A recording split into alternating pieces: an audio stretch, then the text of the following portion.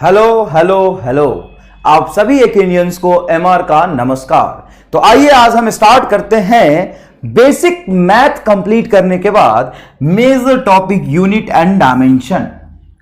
आप 11th और 12th की पूरी फिजिक्स पढ़ चुके हैं साहब। अगर मैं आपसे आज पूछूं कि बताओ 11th और 12th कंबाइंड पूरा कंप्लीट 11th और 12th में सबसे ज्यादा important topic NEET point of view, competitive exam point of view के हिसाब से कौन सा है, तो आप कमेंट बॉक्स में अपना आंसर लिख सकते हैं फटाफट।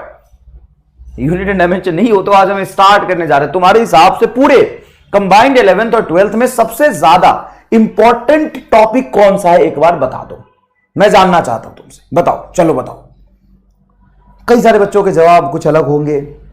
Sir sir sir modern, sir sir sir optics, sir sir sir fluid, बहुत सारे जवाब हो सकते हैं, लेकिन मेरा जवाब आप सबसे अलग होगा और मेरा जवाब है यूनिट एंड डायमेंशन। अब आपके मन में आएगा सर ये 4 क्लास का, हम तो 4-5 क्लास में कवर करेंगे, 4 क्लास का कंटेंट होता है सर, इसमें गिन के 4 टॉपिक है, unit conversion, dimension analysis, error और इंस्ट्रूमेंट। और आप कह रहे हो कि सबसे ज्यादा इंपॉर्टेंट है। हाँ बेटा, हर एक चैप्टर का मैं कॉम्पिटिटिव अप्रोच से एक अलग तरीके का question by content ratio define करता हूं। क्वेश्चन बाय कंटेंट, ये नया झमेला क्या है sir? Question by content ratio का मतलब है कितने क्वेश्चन नीट में पूछे जाते हैं आउट ऑफ 45 पर्टिकुलर चैप्टर से, और उस चैप्टर में कितने कंटेंट पढ़ने हैं। तो मेरे हिसाब से सबसे ज्यादा क्वेश्चन बाय कंटेंट रेशियो है यूनिट एंड डायमेंशन का। इसके बाद आता है modern physics, dual nature, radiation matter, de Broglie wavelength, इसके बाद आता है। सर ऐसा क्यों कह रहे हो आप? ऐसा कैसे हो सकता है? ऐसा होता है। फर्स्ट, सबसे ज्यादा important dimension and dimension analysis. Dimension analysis से एक क्वेश्चन डायरेक्ट होता है, डायरेक्ट एक क्वेश्चन आपको मिल जाएगा, और एक क्वेश्चन इनडायरेक्ट होता है, indirect from dimension analysis. Dimension analysis sir, एक तो डायरेक्ट समझ में, इनडायरेक्ट क्वेश्चन का क्या मतलब है? तो इनडायरेक्ट क्वेश्चन का मतलब यह है कि आपको सवाल होगा मॉडर्न फिजिक्स का, लेकिन करना होगा यूनिट एंड डायमेंशन, जैसा मैंने डेमो लेक्चर में करके दिखाया था। तो अगर आप फिजिक्स को बहुत अच्छे से आगे चल के मेमोराइज करना चाहते हो, बहुत लंबे समय तक याद रखना चाहते हो फिजिक्स के फॉर्मूले को, या आप कॉम्पिटिटिव टेम्परामेंट डेवलप करना चाहते हो, कॉम्पिटिटिव अप्रोच से क्वेश्चन को सॉल्व करना चाहते हो, तो यूनिट एंड डायमेंशन बहुत इंपॉर्टेंट सेक्शन है। तीसरा, एरर एनालिसिस से आपको एक सवाल पक्का मिल जाएगा, और चौथा इंस्ट्रूमेंट से वायर, मतलब 3 से 4 क्वेश्चन डन है। क्या 3 से 4 क्वेश्चन काइनेमेटिक्स आते हैं ना? लॉज ऑफ मोशन से 3 क्वेश्चन आ जाएंगे क्या? बहुत रेयर चांस है कि पूरे लॉज ऑफ मोशन से 3 सवाल आ जाए। और लॉज ऑफ मोशन में जितना कंटेंट आप पढ़ते हो ना, चाहे इलेक्ट्रोस्टैट, बहुत लंबा सेक्शन है, इलेक्ट्रोस्टैट कैपेसिटेंस पोटेंशियल, भाई साहब 20 लेक्चर में पढ़ते हैं, 17-18 लेक्चर में पढ़ते हैं। शायद मैं आपको पढ़ाऊंगा, ये आप यकीन में भी देख लेना, 16-17 लेक्चर का कंटेंट है। कितने क्वेश्चन आएंगे? वही प्रोबेबली 4। यूनिट डायमेंशन से 4, उसका इनडायरेक्ट एप्लीकेशन नहीं, इसका इनडायरेक्ट एप्लीकेशन होता है। तो सर ये बड़ा चढ़ा के आप नहीं बोल रहे हो? नहीं बेटा सर, कई लोग तो कहते हैं ये एकदम हलवा चैप्टर है, इसको तो फिजिक्स में रखना ही नहीं चाहिए, एकदम बेकार चैप्टर है इसीलिए बच्चों का नीट क्वालिफाई नहीं होता। बेटे ऊपर ऊपर से देखने में हमें इस बात से फर्क नहीं पड़ता है कि कौन सा चैप्टर आसान है, कौन सा मुश्किल है, और कौन सा चैप्टर हमें समझ आ रहा है, कौन सा नहीं आ रहा है, इस बात से फर्क नहीं पड़ता। फर्क इस बात से पड़ता है कि उस चैप्टर से नीट में क्वेश्चन कितने आएंगे। हमारे लिए सबसे इंपॉर्टेंट ये। और मैं इतना लंबा चौड़ा भाषण इसलिए दे रहा हूं कि इसको आप सीरियसली ले। अगर आप इसको सीरियसली लेंगे तो क्या फायदा होगा? नीट में 3 सवाल भी कर पाएंगे, और आगे आने वाले चैप्टर के फॉर्मूले को भी आसानी से याद रख सकते हैं इसके एप्लीकेशन से। मैं कराऊंगा भी सवाल, चिंता मत करो। और तुम्हें क्या बेटा, 11th क्लास का जो चूजा आता है ना, जिसको बच्चा कहते हैं 11th क्लास का, पढ़ा रहा हूं मैं 11th क्लास वाले बच्चे को, अर्जुना, उसमें बच्चे को मैं मॉडर्न फिजिक्स के सवाल करा देता हूं, लॉज ऑफ मोशन के सवाल करा देता हूं। उनको मॉडर्न फिजिक्स में स्पीड ऑफ लाइट तक समझ नहीं आता, de Broglie वेवलेंथ का कंसेप्ट नहीं समझ आता, वो सवाल कर लेते। बहुत सारे सवाल ऐसे, एक सवाल नहीं, इस सिस्टम के सवाल कर लेते यूनिट एंड डायमेंशन वाले चैप्टर में। तो आप इसके इंपॉर्टेंस को पहले समझिए। तो आज का हमारा गोल क्या है? तो आज हमारा गोल है कि सबसे पहले हम लॉग के बारे में बात करेंगे, फिर यूनिट एंड डायमेंशन हम स्टार्ट करेंगे। मैंने यहां पे अलग से अपना गोल लिख भी लिया, today's goal is log, physical quantity की understanding, unit conversion and time मिला तो हम डायमेंशन के बारे में भी बात कर लेंगे, क्लियर है साहब? चलिए अब स्टार्ट करते हैं। सबसे पहले लॉग के बारे में थोड़ा सा और समझते हैं। पिछला लेक्चर में मैंने जो समझाया तो उसको एक बार और समझा देता हूं। 1-2% बच्चे को फील नहीं आया होगा, नहीं तो 99% बच्चे को फील आ गया होगा। सर क्या बताया था लॉग के बारे में? चलिए देखिए, जैसे मैं लिखूं 2 का पावर 3 तो ये होता है 8। क्यों? क्योंकि 2 के पावर 3 का मतलब क्या है? 2 को 3 बार मल्टीप्लाई करेंगे, 2 × 2 × 2 तो हो जाएगा 2 का पावर 3 मतलब 8। ठीक है, मैं कह रहा हूं कि इसी एक्सपोनेंट मतलब पावर के कंसेप्ट को ही लॉग कहते हैं। सर पावर को लॉग कैसे कह सकते हैं? तो देखिएगा ध्यान से बेटा, ओहो पावर को लॉग कैसे कह सकते हैं? देखिएगा बेटा ध्यान से, ये मैंने इसको खोपचे में ले लिया। अब मैं जो समझा रहा हूं उसको फील करना।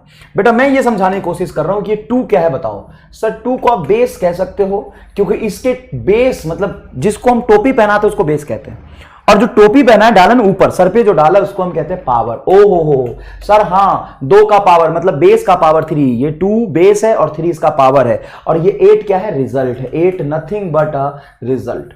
अब इसी मैथमेटिक्स यही रहेगा, 2 का पावर 3 8 है, मैथमेटिक्स बिल्कुल यही रहेगा, लेकिन मैं कहता हूं कि इसको लिखने का तरीका में थोड़ा चेंज लाना चाहता हूं। रिजल्ट यही आएगा, कंसेप्ट यही रहेगा, आंसर यही से आएगा, पावर ही रहेगा, सब कुछ वही रहेगा, कुछ भी चेंज नहीं होगा, यही रहेगा, सब कुछ यही रहेगा। 2 का पावर 3 बराबर 8 कैसे आता है? तो 2 का पावर 3 8 होगा, हमें पावर का कंसेप्ट पता है, सब कुछ यही रहेगा, लेकिन मैं इसको थोड़ा सा अलग तरीके से लिख देना चाहता हूं। कैसे लिखोगे सर? इसको मैं यहां रख देना चाहता हूं और इसको मैं यहां रख देना चाहता हूं। मतलब मैं ये कह रहा हूं जो ये रिजल्ट है, क्या है ये? रिजल्ट को मैं पावर के जगह पे रख देता हूं और जो पावर है उसको रिजल्ट के जगह पे रख देता हूं। तो सर ये मतलब सुडोकू खेल रहे हो क्या? सुडोकू खेल रहे हो क्या? कि यहां रखूंगा, मैं तुम्हें कहूंगा वो, तुम समझना वो, इशारों में बात करना चाहते हो? हाँ, मैं तुमको कहूंगा ये, समझना वो। अच्छा, मतलब इसी कंसेप्ट को दूसरे तरीके से कन्वर्ट करके लिखने को ही हम लॉग कहते हैं, एलओजी लॉग। सर इसको लॉग ही क्यों बोला? तू रामलाल बोल ले, तू रामलाल बोल ले, तू लिख रामलाल। बेस को बेस के जगह पे रहने दो, रिजल्ट को कहां बोला? पावर में डालो, और पावर को रिजल्ट में डालो। ये log 8 on the base 2, Ramlal 8 on the base 2 3 होता है। मतलब ये एक इशारा हो गया रामलाल का कि कहूंगा ये, तुम समझना ये। सर कैसे कैसे सर, कैसे कैसे समझना बेटा? मैंने बेस को चेंज ही नहीं किया, मतलब बेस की जगह पे बेस ही रहेगा, ये बेस, यही कहते हैं log 8 on the base, तो बेस यही रहेगा। देखो 2, यहां भी देखो 2, कोई दिक्कत नहीं है। पावर 3 था तो पावर को सामने रख दिया, मतलब 2 का पावर ये, 2 का पावर ये, और ये है इसका रिजल्ट। मतलब एक साइकिल बन गया। जब भी कोई लॉग का फॉर्मूला होगा और उसमें से तुम्हें उसका रिजल्ट पूछेगा तो तुम ये मत समझना log 8 on the base 2 क्या होगा, तुम ऐसे समझना कि ये बेस है, इसका ये पावर है और ये रिजल्ट है। ये बेस है, इसका ये पावर है, ये रिजल्ट है। ये बेस है, इसका ये पावर है, ये रिजल्ट। ये बेस है, इसका ये पावर है, ये रिजल्ट। ये बेस है, इसका ये पावर है, ये रिजल्ट। अरे रामलाल बता, समझ आया कि नहीं? बताओ फील आया कि नहीं? हाँ ये बात तो ठीक है सर, ये बेस है, इसका ये पावर, ये रिजल्ट है, बस इसी को कहते हैं लॉग, और कोई नया चीज है ही नहीं इसमें। तो इसको रामलाल आपने लिखा, हाँ साइंटिस्ट को मन आया एलओजी लॉग से पसंद था, मुझे रामलाल पसंद है तो मैं रामलाल लिखूंगा। अगर तुम्हें नॉर्मल किताबों वाला वो चाहिए, फील चाहिए, तो इस रामलाल को हटा के लॉग लिख दो, कोई दिक्कत नहीं मुझे, क्योंकि ये रामलाल लिखोगे तो नंबर तो मिलेगी नहीं एग्जाम में तुम्हें, तो लॉग लिख लो। तो log 8 on the base 2 3 होता है। कहीं भी लॉग लिखाओ, कुछ भी लॉग लिखाओ, जैसे समझना log 4 on the base 2 बराबर क्या होगा, ऐसे पूछ रहा तुमसे, तो तुम ये मत सोचो कि log 4 on the base 2 क्या होगा, पावर में तुरंत कन्वर्ट कर लो। सर कैसे करें? 2 क्या बोलो? बेस। लॉग के टर्म्स में अगर लिखा हो तो ये बेस और सामने होता है ये पावर, तो इसको x मान लो, ये पावर और ये रिजल्ट। मतलब इसी को आप एंटी लॉग दुनिया में बड़ी भारी चीज कहा जाता है। अरे एंटी लॉग मतलब जो लॉग लिखा है उसको नॉर्मल पावर के कंसेप्ट में चेंज कर दो, उसी को एंटी लॉग कहते हैं। तो ये हो जाएगा तुम्हारा 2 का पावर x बराबर 4। अब बताओ 2 का पावर कितना रखूंगी, 2 आए, सॉरी 4 आए, तो सर ऑब्वियस सी बात है कि 2 का x को मैं 2 रख दूंगा, तभी 2 का पावर 2 4 आएगा। पूरा अच्छे से फील आया कि नहीं आया? तो कोई एंटी लॉग का कंसेप्ट हमें नहीं समझने की जरूरत है। तुमसे पूछे एंटी लॉग लगाएंगे, मास्टर बोले कि चलो टेकिंग एंटी लॉग, तो तुम थोड़ा मुस्कुराना कर, अच्छा ओके ओके समझ गया, और घबराने की जरूरत नहीं है। एंटी लॉग जैसी चीजें कुछ एग्जिस्ट नहीं करती है, वो बहुत लेंदी मैथमेटिक्स में काम आता है बहुत आसानी से, वो भी तो हम समझा दिया ना, ये एंटी लॉग ही लिया है असल में, एंटी लॉग लेके आंसर निकाला है। ठीक है बेटा, चलो अब 2 तरह का लॉग हम डिफाइन करते हैं। एक होता है बेटा नेचुरल लॉग, नेचुरल लॉग, और दूसरा होता है कॉमन लॉग। नेचुरल लॉग को क्या होता है बेटा? नेचुरल लॉग होता है कोई भी log on the base e, इसको हम ln x के टर्म्स में भी लिखते हैं, ये नेचुरल लॉग है। और कॉमन लॉग क्या होता है? जैसे ऑन द बेस यहाँ पे e है, यहाँ पे कोई भी बेस ले लेता हूं उसको कॉमन लॉग कहते हैं, और कॉमनली हम 10 को बेस लेते हैं, तो ये आप लिख सकते हैं log x on the base 10। ठीक है, तो log x on the base 10 लेंगे तो ये कॉमन लॉग कहलाएगा। कॉमन लॉग में बेस e के अलावा कुछ भी होगा, और बेस e होगा तो उसको हम नेचुरल लॉग कहते हैं, उसको हम ln x भी लिख सकते हैं। एक इंपॉर्टेंट यहाँ पे कन्वर्जन फैक्टर है जो आपको याद रखना है, बहुत काम आएगा आपको केमिस्ट्री में, फिजिक्स में नहीं काम आएगा, है ना। तो केमिस्ट्री वाले को बोलना MR सर को थोड़ा थैंक यू बोल दे, क्योंकि MR सर ने लॉग के अंदर घुस के अच्छे से फील करा दिया है, ठीक है ना, एकदम गर्दा विजुअलाइजेशन लॉग का दिला दिया है। तो केमिस्ट्री वाले सर को बोलना कि थोड़ा सा MR सर को अप्रिसिएट कर दे कि उन्होंने लॉग एकदम जोरदार तरीके से फील करा दिया है, लॉग में दिक्कत नहीं आएगा, ठीक है ना। और जब यूज करोगे तो तुम्हें और बढ़िया तरीके से लॉग आ जाएगा। देखो log x on the base e का ही लिखा हुआ है, तो बेस e को बेस 10 में कन्वर्ट करते हैं तो 2.303 से मल्टीप्लाई करते हैं। अब तुम्हारे मन में ये डाउट आएगा, सर ये हमें नहीं चमका, कोई दिक्कत नहीं, इसको अभी रट लो, मैं एकदम जोरदार तरीके से इसको चमका दूंगा। अभी क्या कर लो, इसको रट लो। नेचुरल लॉग से common log on the base 10 में जब हम कन्वर्ट करते हैं तो यहां पे कन्वर्जिंग फैक्टर आ जाता है 2.303 का। कन्वर्टिंग फैक्टर किसका आ जाता है? 2.303 का। अभी याद रखो, मैं इसको पूरी अच्छी तरीके से फील करा दूंगा, चिंता मत करना। नेक्स्ट देखो, सबसे ज्यादा जो लॉग यूज होगा log 2 ऑन द बेस 10, इसकी वैल्यू हमें याद रख लेनी चाहिए। किसकी?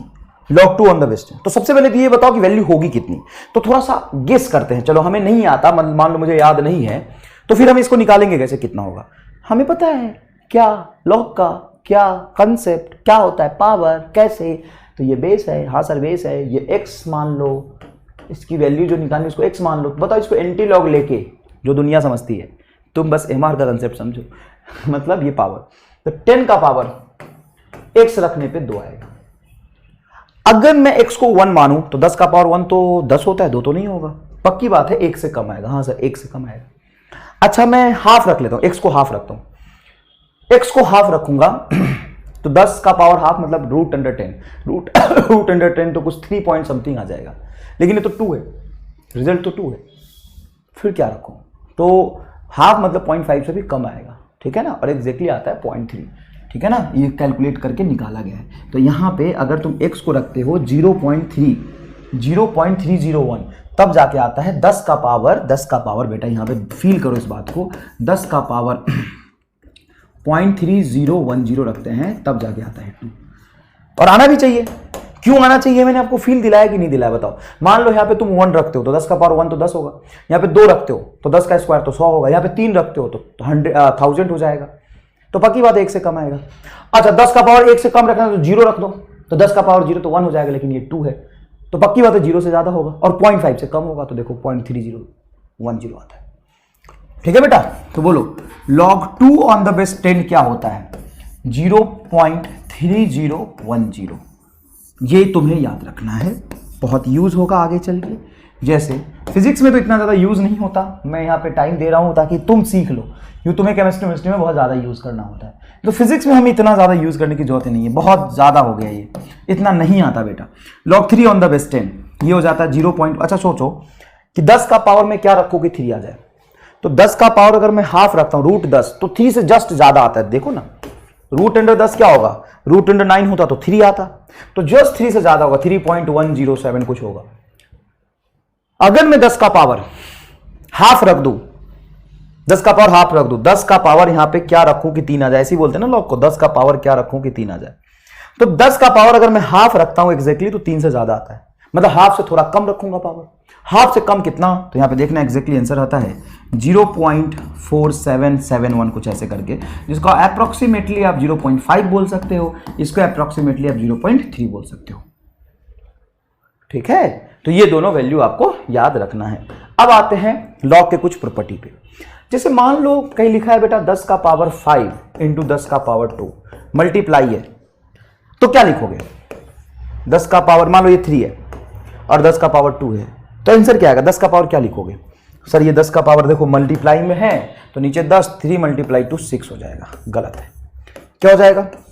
तो सर बेस जब सेम होता है तो उसके हम पावर को ऐड कर देते हैं, 3 + 2 ये 5 होता। अच्छा, बेस जब सेम होता है तो पावर को ऐड कर देते हैं, बेस जब सेम होता है तो रिजल्ट में पावर को ऐड कर देते हैं।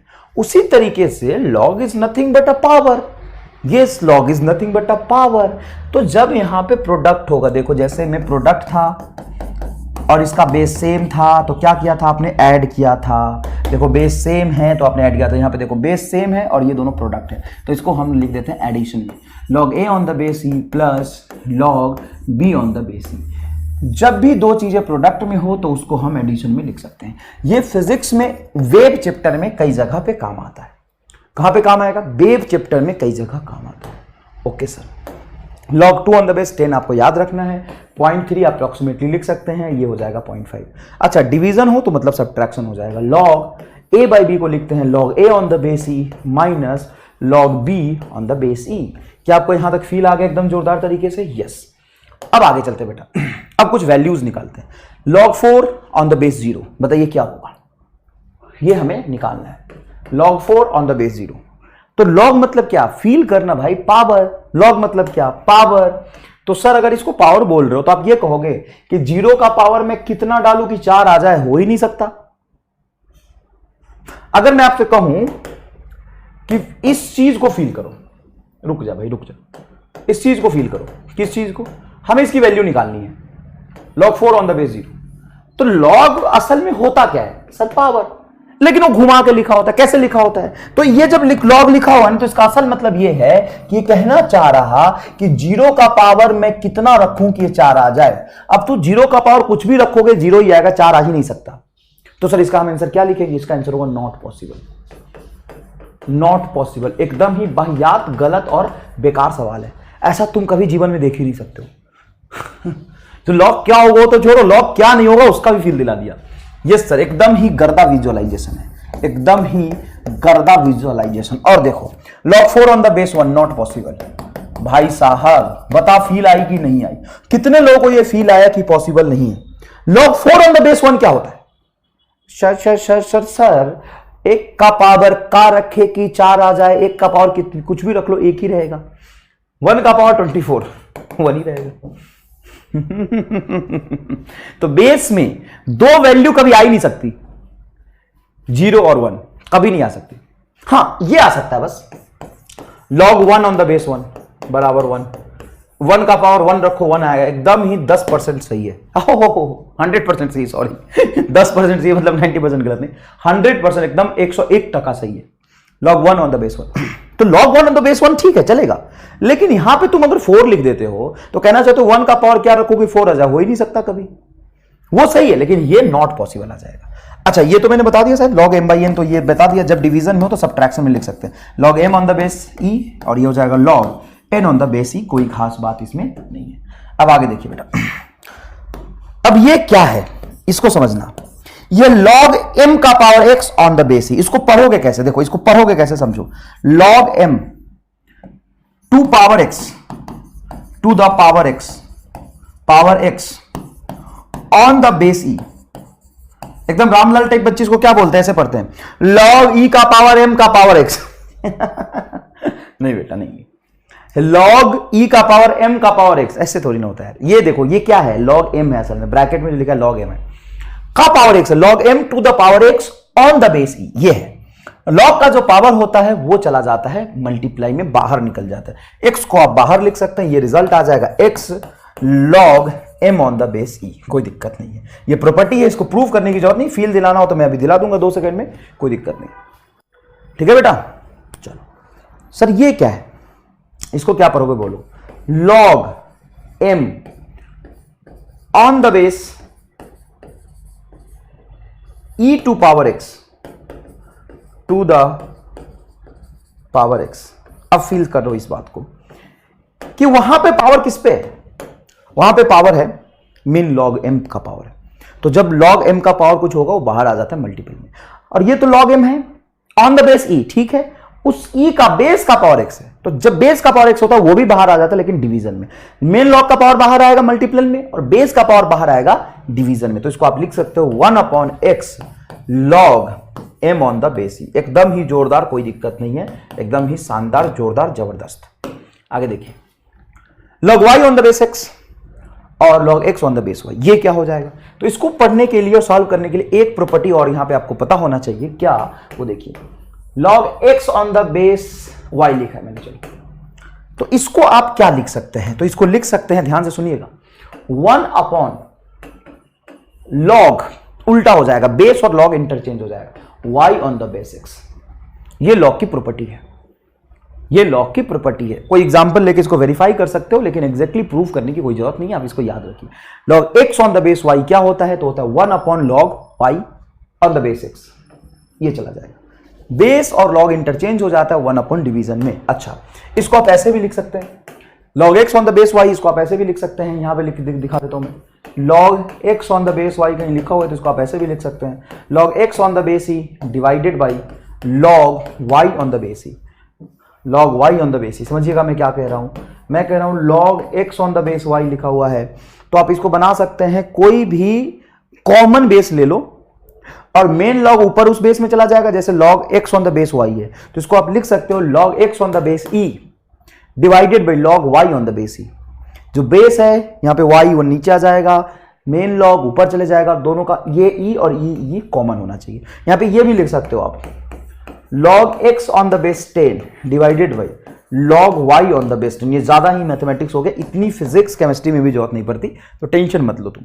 हाँ, कुछ log की वैल्यूज कैसे निकालेंगे वो देख लेते हैं। चलो ये बताओ क्या होगा, log y on the base x into log x on the base y, इसका रिजल्ट क्या होगा 1। सर हाउ, देखो log y on the base x को रहने दो और इसको मैं लिख सकता हूं 1 नीचे जब लेके जाऊंगा तो बेस और log इंटरचेंज हो जाएगा, इसको मैं लिख सकता हूं log y on the base x, y on the base x, और जितना जैसा ऊपर होता है नीचे कट के क्या आ जाएगा, यस सर, एकदम सही, जोरदार, चमकदार। अब चलो कुछ वैल्यूज निकालते हैं, जैसे log 16 ऑन द बेस 4 है, तो इसको आप कैसे सॉल्व करेंगे, इसको सॉल्व करेंगे आप log 16 को क्या लिख सकते हो बोलो 4 का स्क्वायर, यस, और नीचे हो जाएगा बेस 4, यस, पावर बाहर चला जाएगा, यस 2, और log 4 ऑन द बेस 4 क्या होता है 1, क्यों, क्योंकि 4 का पावर 1 रखे हो तो 4 आ जाएगा, तो ये 1 हो जाएगा, आंसर 2 आ जाएगा। तुम कहोगे सर आपने मजदूरी करी है, इसका तो मुझे वैसे भी 2 आंसर दिखाई दे रहा है, कैसे, तो 4 का पावर क्या रखूं कि 16 आ जाए, 4 का पावर क्या रखूं कि 16 आ जाए। लो गाना गा दिया तुम्हारे लिए, ऐसे नहीं सर, जोरदार गाना गा के सुनाओ, ऐसे तो गाना गाने थोड़ी नए हो, सिखा रहा हूं उसको ढंग से सीखो। क्या बोला मैंने बताओ, 4 का पावर क्या रखूं कि 16 आ जाए, वो आ जाए, 4 का पावर 2 रखूंगा तो 16 आ जाएगा, 4 का पावर 2 रखूंगा 16 आ जाएगा, तो देखो 2 रखा आंसर आ गया। बुझाया कि नहीं बुझाया बोलो, ये क्या बात, बुझाया कि नहीं बुझाया बोलो, हाँ सर आ गया। log 3 ऑन द बेस 27, अब मजे आएंगे। log 3 ऑन द बेस 27 की वैल्यू क्या होगी, एकदम तुम्हें खेलना सिखा दूंगा सवाल से, फील करना है यहाँ पे। अब इसको मैं 4 तरीके से सॉल्व कर सकता हूं, सर हमको तो एक तरीके से नहीं समझ आया था, 4 तरीके से सॉल्व कर दूंगा, 4 तरीके से, क्योंकि log तुम्हें दिखना चाहिए।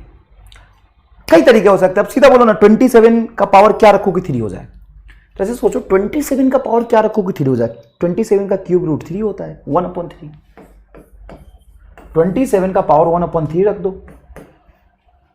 क्यूब रूट 3 आएगा। सर नहीं आया, कोई बात नहीं, चलो एक काम करते हैं, 3 का पावर 3 क्या होता है सर? 27। अब फील करना है यहाँ पे, अब फील करना है यहाँ पे। एक बात बताओ, क्या मैं इसको लिख सकता हूँ log 3 और 27 को 3 का पावर 3 लिख देता हूँ? अरे 3 मल्टीप्लाई 3 मल्टीप्लाई 3 27। हाँ सर ये तो हमको आत है, तो यहां देखो बुझाएगा। मैंने तुम्हें क्या बताया था कि मेन लॉग का पावर होता है तो बाहर आके प्रोडक्ट हो जाता है, बेस का पावर होता है तो बाहर जाके डिवीजन में जाता है। तो बेस का देखो, इसको क्या पढ़ोगे, log 3 ऑन द बेस 3 का पावर 3, तो बेस का पावर 3 है तो ये बाहर चला जाएगा 1/3 और इधर बचेगा log 3 ऑन द बेस 3, ये आ गया 1, तो आंसर आ गया 1/3। बताओ बताओ मुन्ना बताओ, log 5 ऑन द बेस 10 क्या होगा? सर ये तो निकालना मुश्किल लग रहा है। log 5 ऑन द बेस 10, सुनो ध्यान से, log 2 ऑन द बेस 10 मैंने आपको पढ़ाया था। हाँ sir log 2 on the base 10 आपने बहुत जोरदार तरीके से पढ़ाया, log 2 ऑन द बेस 10। तो एक काम करते हैं ना, log 5 है, हाँ सर log 5 है, ऑन द बेस क्या है 10 है, तो इसको मैं ये लिख सकता हूं 5 को 10/2।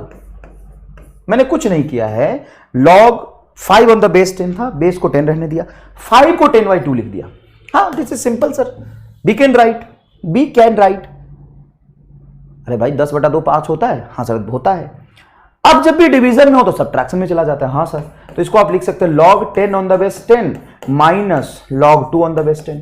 अगर ये प्रोडक्ट होता तो प्लस आता, अगर ये डिवीजन है तो माइनस आएगा। सर ये तो ये सॉल्व हो गया, log 10 ऑन द बेस 10 होता है 1, हाँ, और ये हो गया तुम्हारा 0.3, तो ये आया 0.7, दैट्स इज करेक्ट आंसर।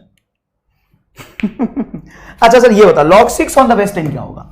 तो देख भाई देख, log 6 को क्या लिख सकता हूं? 3 × 2, हाँ, ऑन द बेस 10, हाँ, तो ये हो जाएगा log 3 on the base 10 plus log 2 on the base 10। अबे रामलाल बता कि तू मैथ सीख गया, तुम्हारे लिए इससे ज्यादा आश्चर्य की बात क्या होगी? तू log इतना कंफर्टेबली कर पा रहा है।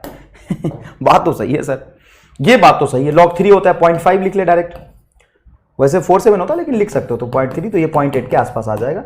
हमें भी अप्रोक्सीमेट में आंसर चाहिए, कोई एग्जैक्ट निकालने की जरूरत नहीं है। अच्छा सर ये बताइए क्या हो जाएगा? ये तो जोरदार है, कोई जोरदार नहीं है। यहां पे देख ध्यान से कि ये ई और ई है। हाँ तो एक बात बताओ, log 25 plus log 4 on the base e, जब भी तुम दो अलग अलग लॉग एडिशन में हैं तो तभी वो होगा ना जब इसका मेन लॉग प्रोडक्ट रहा होगा। हाँ सर, तो ये हो जाएगा log 25 × 4 ऑन द बेस ई, और सर ये माइनस है मतलब डिवीजन रहा होगा तो 10, तो 25 चौका 100/10 10 आ जाएगा, तो ये आ गया log 10 ऑन द बेस ई। और log 10 ऑन द बेस ई की वैल्यू कैसे निकाल सकते हैं? तो इसका एक जोरदार तरीका है कि आप ऐसे भी फील कर लो कि ई का पावर क्या रखूं कि 10 आ जाए, और ई होता क्या है 2.71, 2.71 का पावर 1 रखो तो 2.71 आएगा, 2.71 ई होता है 2.71, ये बेस है, इसका पावर क्या रखो कि 10 आ जाए।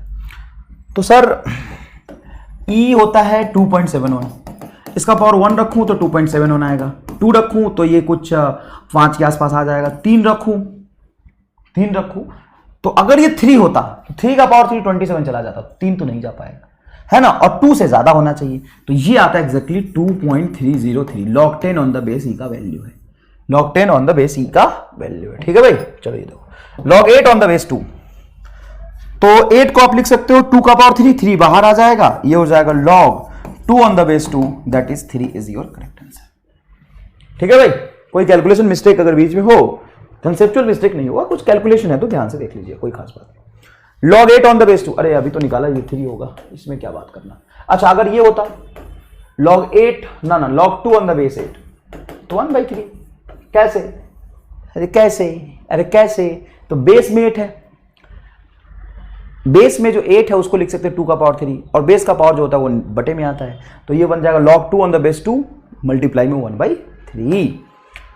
हाँ ये करके दिखाइए, फिर ये करके दिखाइए, आइए ये करके दिखाइए। चलो इसको अटेम्प्ट करो एक बार, कैसे सॉल्व करोगे, और यकीन मानो ये सॉल्व करने के लिए ना मैथ वाले को दे देना, मैथ वाला भी इसको एंटी लॉग लेके सॉल्व करेगा एकदम भयंकर तरीके से। स्क्रीन पॉज करके इसको एक बार ट्राई करो तो बेटा।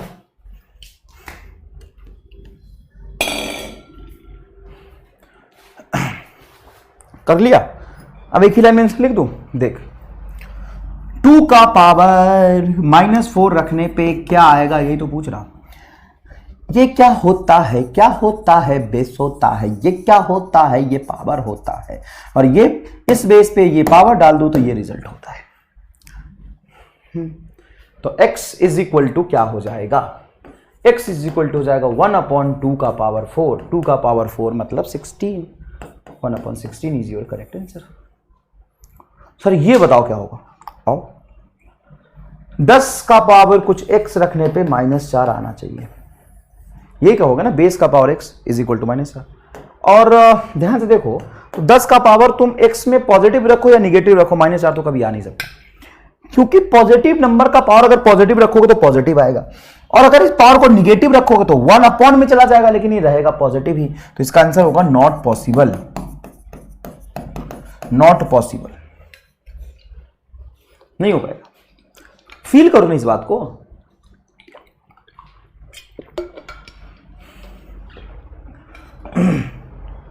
यहां तो सॉल्व हुआ ना भाई, ये -4 था, सॉल्व हुआ ना। क्या होता है, ये बेस होता है, ये इसका पावर होता है, और ये रिजल्ट होता है। चलो यहां देखिए, ये क्या है सोचो, log x का पावर 2 ऑन द बेस 3, तो पावर बाहर चला जाएगा, इसको लिखोगे log x on the base 3, मतलब सिंपल पावर के कंसेप्ट पे था, कोई खास बात नहीं। अच्छा, log sin 90 on the base ही क्या होगा, sin थीटा नहीं, sin 90 है, तो sin 90 क्या होता है सर, 1 होता है, तो ये हो जाएगा log 1 ऑन द बेस ई। अब e का पावर क्या रखूं कि 1 आ जाए, 0, क्योंकि किसी भी नंबर का पावर 0 रखोगे तभी 1 आएगा, तो log 1 में कोई भी बेस रख दो, रिजल्ट 0 ही आएगा। ठीक है भाई, log 10 ऑन द बेस ई तो बता दिया मैंने 2.303, log 10 ऑन द बेस ई 2.303। अच्छा, log 25 on the base 10, log 10 on the base 10, log 8 on the base 10, ये क्या हो जाएगा, तो सब में देखो बेस 10 10 10 है और सब ऐड है, तो ये असल में होगा log 25 multiply 8 multiply 10 on the base 10, और ये हो जाएगा बेटा 200 और ये 2000, तो log 2000 divide on the base 10, ये बने। सर इसकी वैल्यू कितनी आएगी, इसकी वैल्यू कितनी आएगी ये बताओ, तो चलो देखें, log 2000 ऑन द बेस 10। अब एक बात बताओ, इसकी वैल्यू तुम्हें निकालनी थी तो यही से निकाल लेते ना, वहां जाने की जरूरत ही क्या थी, वहां जाने की जरूरत ही क्या थी, इतना मुश्किल बनाने की, तो पहले ही निकाल लेते ना। log 10 ऑन द बेस 10 1 हो जाएगा, log 8 ऑन द बेस 10 आप निकाल सकते हो, कैसे निकालोगे, तो 8 हो जाएगा 2 का power 3, log 25 on the base 10 भी निकाल सकते हो, कैसे, तो log 25 ऑन द बेस 10 निकालने का एक आसान तरीका है, हाँ आसान तरीका है, तो इस अगर एग्जैक्ट वैल्यू चाहिए तो ये तरीका गलत हो जाएगा, आप इंडिविजुअली निकालिए तो आसानी से निकलेगा, मैं ये कहना चाहता हूं। कैसे, देखो मैं अब निकाल के दिखाता हूं इसका वैल्यू, मैं निकाल के दिखाता हूं। log 25 को 100/4 लिख सकते हैं ऑन द बेस 10, हाँ लिख सकते हैं, लिख सकते हैं, 100/4 तो 25 होता ही, इसको एज इट इज रखने दो, log 10 on the base 10 plus log 8 को लिखोगे 2 का पावर 3, तो 2 का power 3 on the base 10, clear है क्या, हाँ सर। अब इसको क्या लिख सकते हो बोलो, ये हो जाएगा log 100 को भी लिख सकते हो 10 का power 2 on the base 10, division है तो हो जाएगा minus log 4 on the base 10, log 4 on the base 10 plus log 10 on the base 10 plus 3 into log 2 on the base 10, ठीक है क्या बेटा, हाँ सर ये तो यहां तक तो ठीक है। अब सुनो, ये 2 बाहर चला जाएगा, तो ये हो जाएगा 2 log 10 ऑन द बेस 10, ये 1 हो जाएगा, इसको बार बार लिखने की जरूरत ही नहीं थी, माइनस ये हो जाएगा तुम्हारा 2 log 2 ऑन द बेस 10, देखो ना 4 को 2 का पावर 2 लिख सकते हो, पावर बाहर आ जाएगा, ये log 10 ऑन द बेस 10 1 हो जाएगा, चाहो तो यहीं पे log 1 लिख देते, इसको कोई दिक्कत नहीं था, log 1 हो जाएगा प्लस 3 बाहर log 2 ऑन द बेस 10। अब बताओ ये 1 log 10 ऑन द बेस 10 1, ये हो जाएगा आपका 2 माइनस 2 मल्टीप्लाई 0.3 प्लस 1 प्लस 3, अच्छा इसको ऐसे भी सॉल्व कर लो, ये 2 log 10 on the base 10 1 minus 2 log 2 on the base 10 और ये log 2 ऑन द बेस 10, तो ये हो जाएगा देखो 3 log 2 ऑन द बेस 10 में से minus 2 log 2 on the base 10 करोगे तो plus log 2 on the base 10 plus 1, ये हो जाएगा तुम्हारा 0.3, क्या हो जाएगा बोलो 0.3, 2 और 1 3, 3.3 आंसर आएगा। चलो मिटा देते हैं, फिर से करते हैं सॉल्व। जब भी कोई चीज तुम्हें मुश्किल लगे ना, मुझे भी जब भी कोई चीज मुश्किल लगता है ना, तो मैं उसको खत्म करके मिटा देता हूं पूरा और फिर से करता हूं।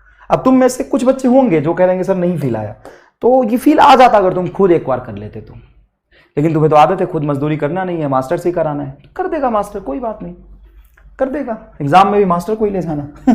चलो log 25 को क्या लिख सकते हैं सर? log 25 को हम लिख सकते हैं 100/4। एकदम सही, ऑन द बेस 10। क्या ठीक है? log 10 ऑन द बेस 10 1 हो जाएगा, ये हो जाएगा।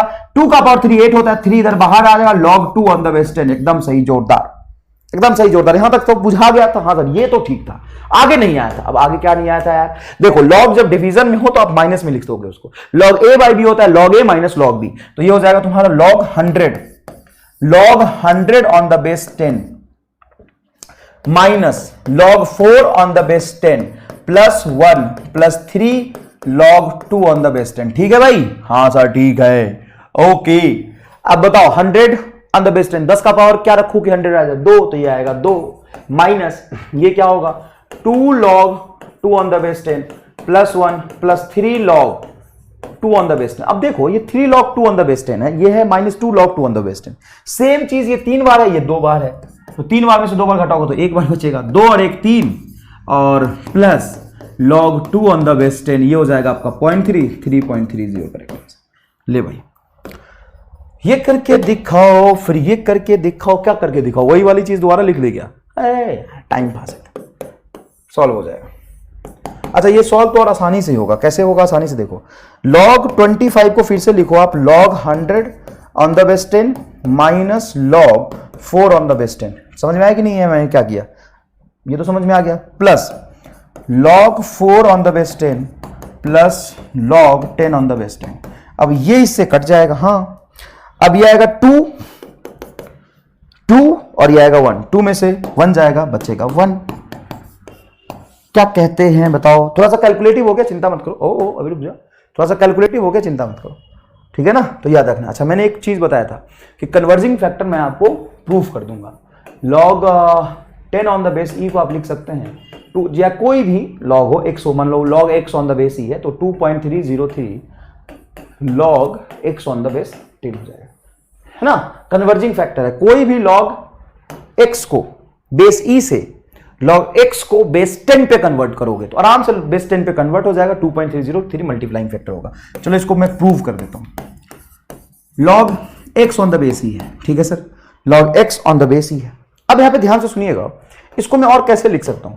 log की प्रॉपर्टी में यूज करूं तो क्या मैं इसको लिख सकता हूं log x on the base 10 divided by log e on the base 10। बताना, मैंने एक प्रॉपर्टी बताई थी ना कि log x on the base e हो तो एक log को ऊपर ले जाओ, बेस को नीचे ले जाओ, कोई भी कॉमन बेस ले लो। कॉमन बेस का मतलब 2 भी ले सकते हो, 2 नीचे होगा, 10 है तो 10 होगा, 3 हो तो 3 होगा, 4 है तो 4 होगा, ये होगा।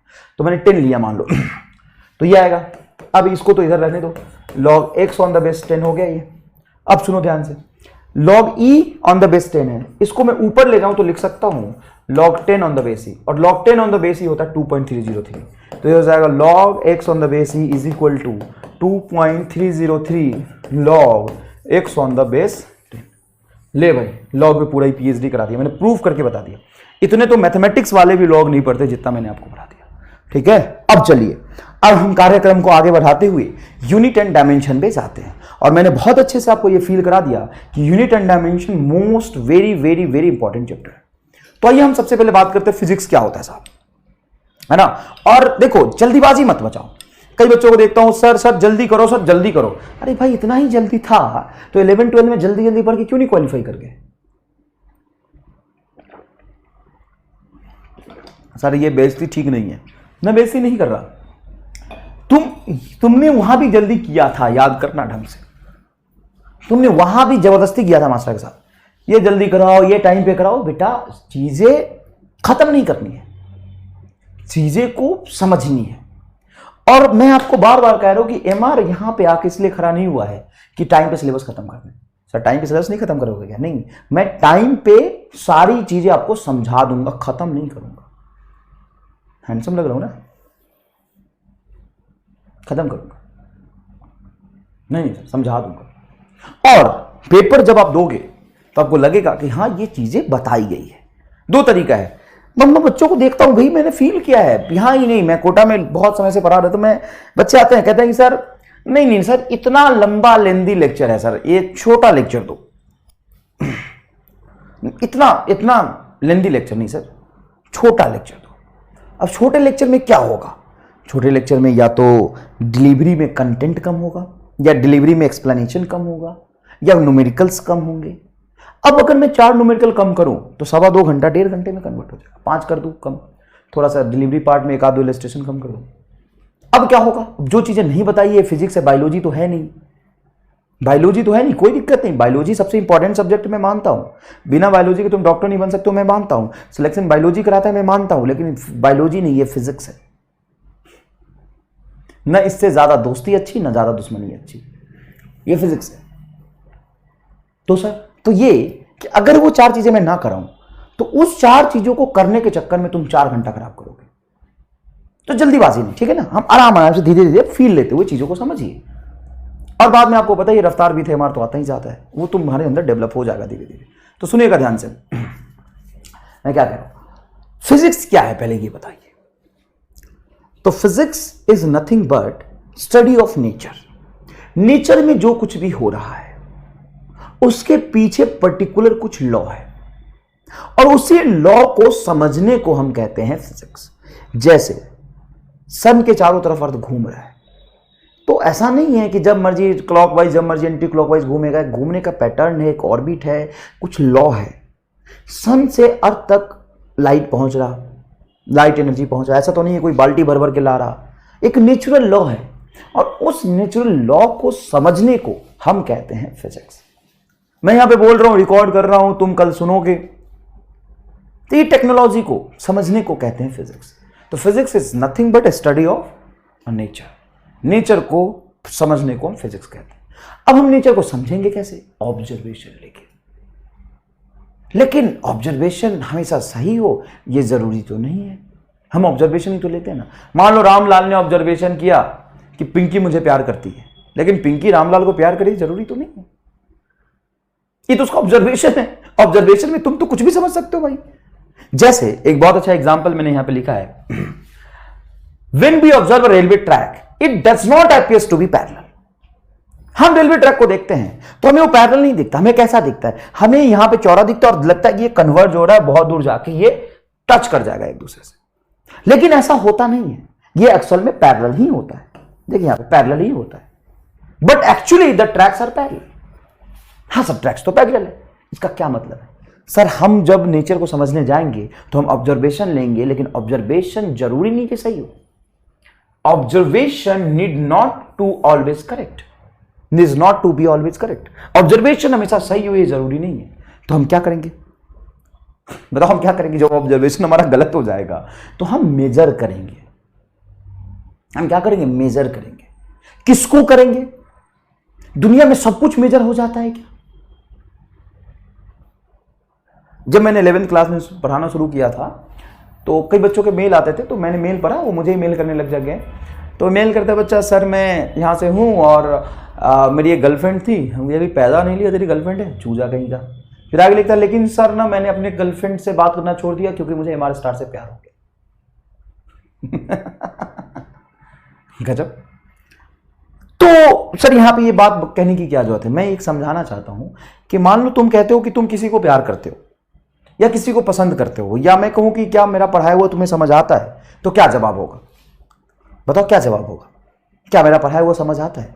तो तुम बोलोगे हाँ। कितना कितना समझ आता है ये बताओ। कितना मेजर करके बताओ। सर ये तो गलत ही बात है सर, ये मेजर कैसे करें हम? तो कितना समझ आता है आप मेजर नहीं कर सकते।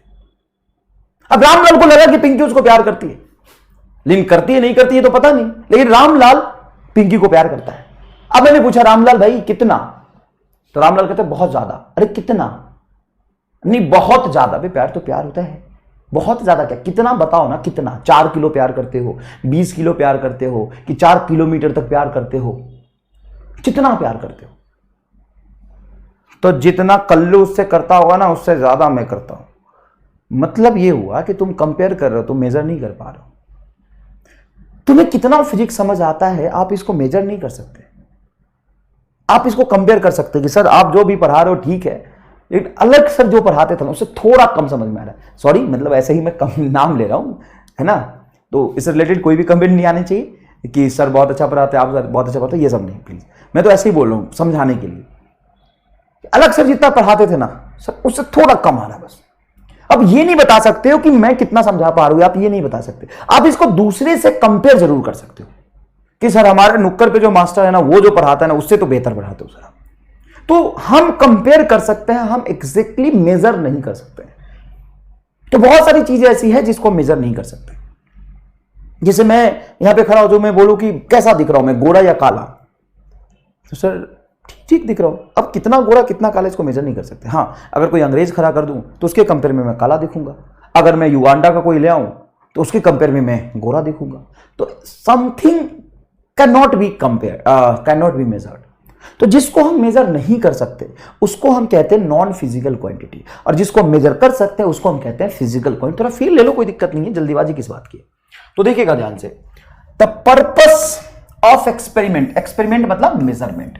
मेजरमेंट क्यों? क्योंकि ऑब्जर्वेशन लिया हुआ सही हो ये जरूरी नहीं है, तो हमें क्या करना पड़ेगा, मेजरमेंट लेना पड़ेगा। मेजरमेंट का मतलब है ऑब्जर्वेशन। तो देखिए, the purpose of experiment to establish the law, hence measurement of different physical quantity is extremely important.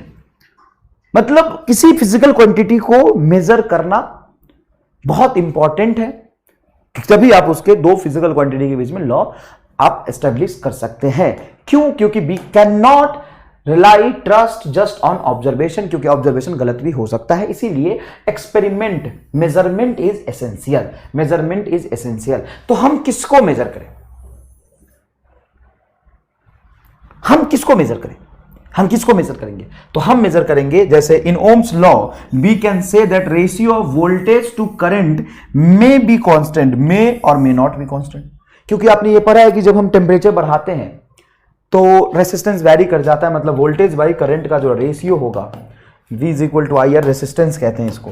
तो रेसिस्टेंस कांस्टेंट हो भी सकता है, नहीं भी हो सकता है। तो जब हम मेजर करके ही पता लगाएंगे कि कांस्टेंट होगा कि नहीं होगा।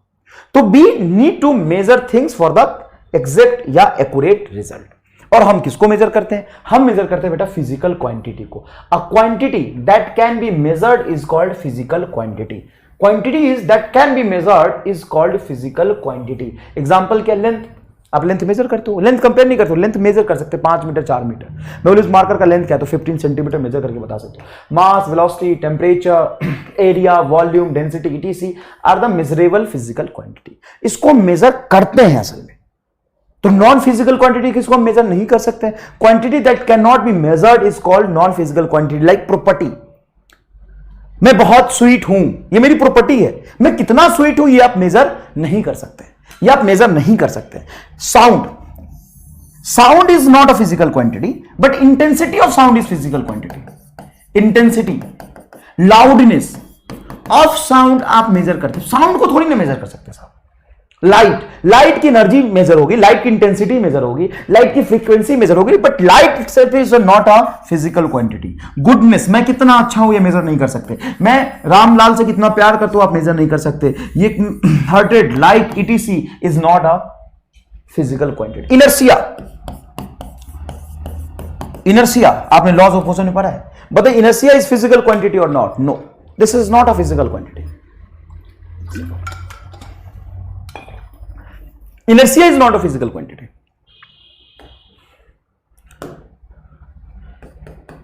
Inertia is a property of object. Inertia is proportional to mass. जिसकी मास ज्यादा होती है उसकी इनर्शिया ज्यादा होती है, लेकिन इनर्शिया का कोई यूनिट नहीं होता। आप इनर्शिया कंपेयर कर सकते हो, आप कहते हो कि इसकी इनर्शिया कम होगी, मेरा इनर्शिया ज्यादा होगा, बट एक्जेक्टली इनर्शिया को मेजर नहीं कर सकते। हम मास को मेजर करते हैं और इनर्शिया मास के प्रोपोर्शनल होता है। प्रोपोर्शनल मतलब उससे हम आइडिया लगा सकते हैं, जिसका मास ज्यादा होगा उसकी इनर्शिया ज्यादा होगी, लेकिन एक्जेक्टली इनर्शिया मेजर नहीं होती। अगर मेजर हो सकती होती तो इनर्शिया का कोई यूनिट होता? बताओ तो इनर्शिया का क्या यूनिट होता? कुछ भी नहीं। मूवमेंट ऑफ इनर्शिया की बात नहीं कर रहा, वो अलग चीज है। इनर्शिया जो लॉज ऑफ मोशन में पढ़ा है, इसको आप मेजर नहीं कर सकते हैं, इसको आप क्या कर सकते हैं? कंपेयर कर सकते हैं। बहुत बेसिक बात है, लेकिन इसका फील आना बहुत जरूरी है। चलिए बताइए, which of the following is not a physical quantity. कौन सा फिजिकल क्वांटिटी नहीं है? किसी भी चीज के लेंथ को मेजर कर सकते हैं मीटर सेंटीमीटर में, मास मेजर हो सकता है, टाइम मेजर हो सकता है। Air is not a physical quantity. Quality of air, quantity of air is mass, mass measure होगा। डेंसिटी ऑफ एयर मेजर होगा, टेम्परेचर ऑफ एयर मेजर होगा, लेकिन आप एग्जैक्टली एयर को थोड़ी ना मेजर करते हो। फील करो इस बात को। आप एयर का कुछ पर्टिकुलर चीज मेजर करोगे, जैसे उसकी डेंसिटी मेजर करोगे, उसका टेम्परेचर मेजर करोगे, उसके मास मेजर करोगे, उसका वॉल्यूम मेजर करोगे। एयर को क्या मेजर करोगे? वो फिजिकल क्वांटिटी नहीं है। Which of this physical quantity, which of the physical quantity, acceleration, body की एक्सेलरेशन मेजर होती है। डिसलाइक, मैं तुमसे नफरत करता हूं, ये मैं कंपेयर करके बता सकता हूं, मैं उससे ज्यादा करता हूं, तेरे से थोड़ा कम करता हूं, लेकिन तेरे से करता हूं मैं नफरत, तुम्हें पसंद करता हूं, हार्ट रेट, ये सारी चीजें फिजिकल क्वांटिटी नहीं है। अब हम जिस फिजिकल क्वांटिटी को मेजर करते हैं उसको तीन कैटेगरी में बांटा है। जिसको हम नहीं कर सकते उसको बांटने की जरूरत नहीं है, तीन कैटेगरी में बांटा है। सबसे पहला कैटेगरी आता है फंडामेंटल फिजिकल क्वांटिटी, दूसरा आता है सप्लीमेंट्री फिजिकल क्वांटिटी, और तीसरा आता है डिराइव्ड फिजिकल क्वांटिटी। सर इसको तीन कैटेगरी में क्यों बांटा है? क्योंकि कुछ ऐसे फिजिकल क्वांटिटी होते हैं जिसको मैं फंडामेंटल कहता हूं, मतलब वो किसी भी चीज से मिलके नहीं बना। जैसे मैं वेलोसिटी की बात करूं तो वेलोसिटी होता है लेंथ अपॉन टाइम, मतलब डिस्प्लेसमेंट अपॉन टाइम, तो दो चीजों से मिलके बना है। लेकिन मैं टाइम की बात करूं तो टाइम अपने आप में एक फंडामेंटल, वो किसी चीज से मिलके नहीं बना है। तो फंडामेंटल फिजिकल क्वांटिटी का डेफिनेशन होता है क्वांटिटी which are independent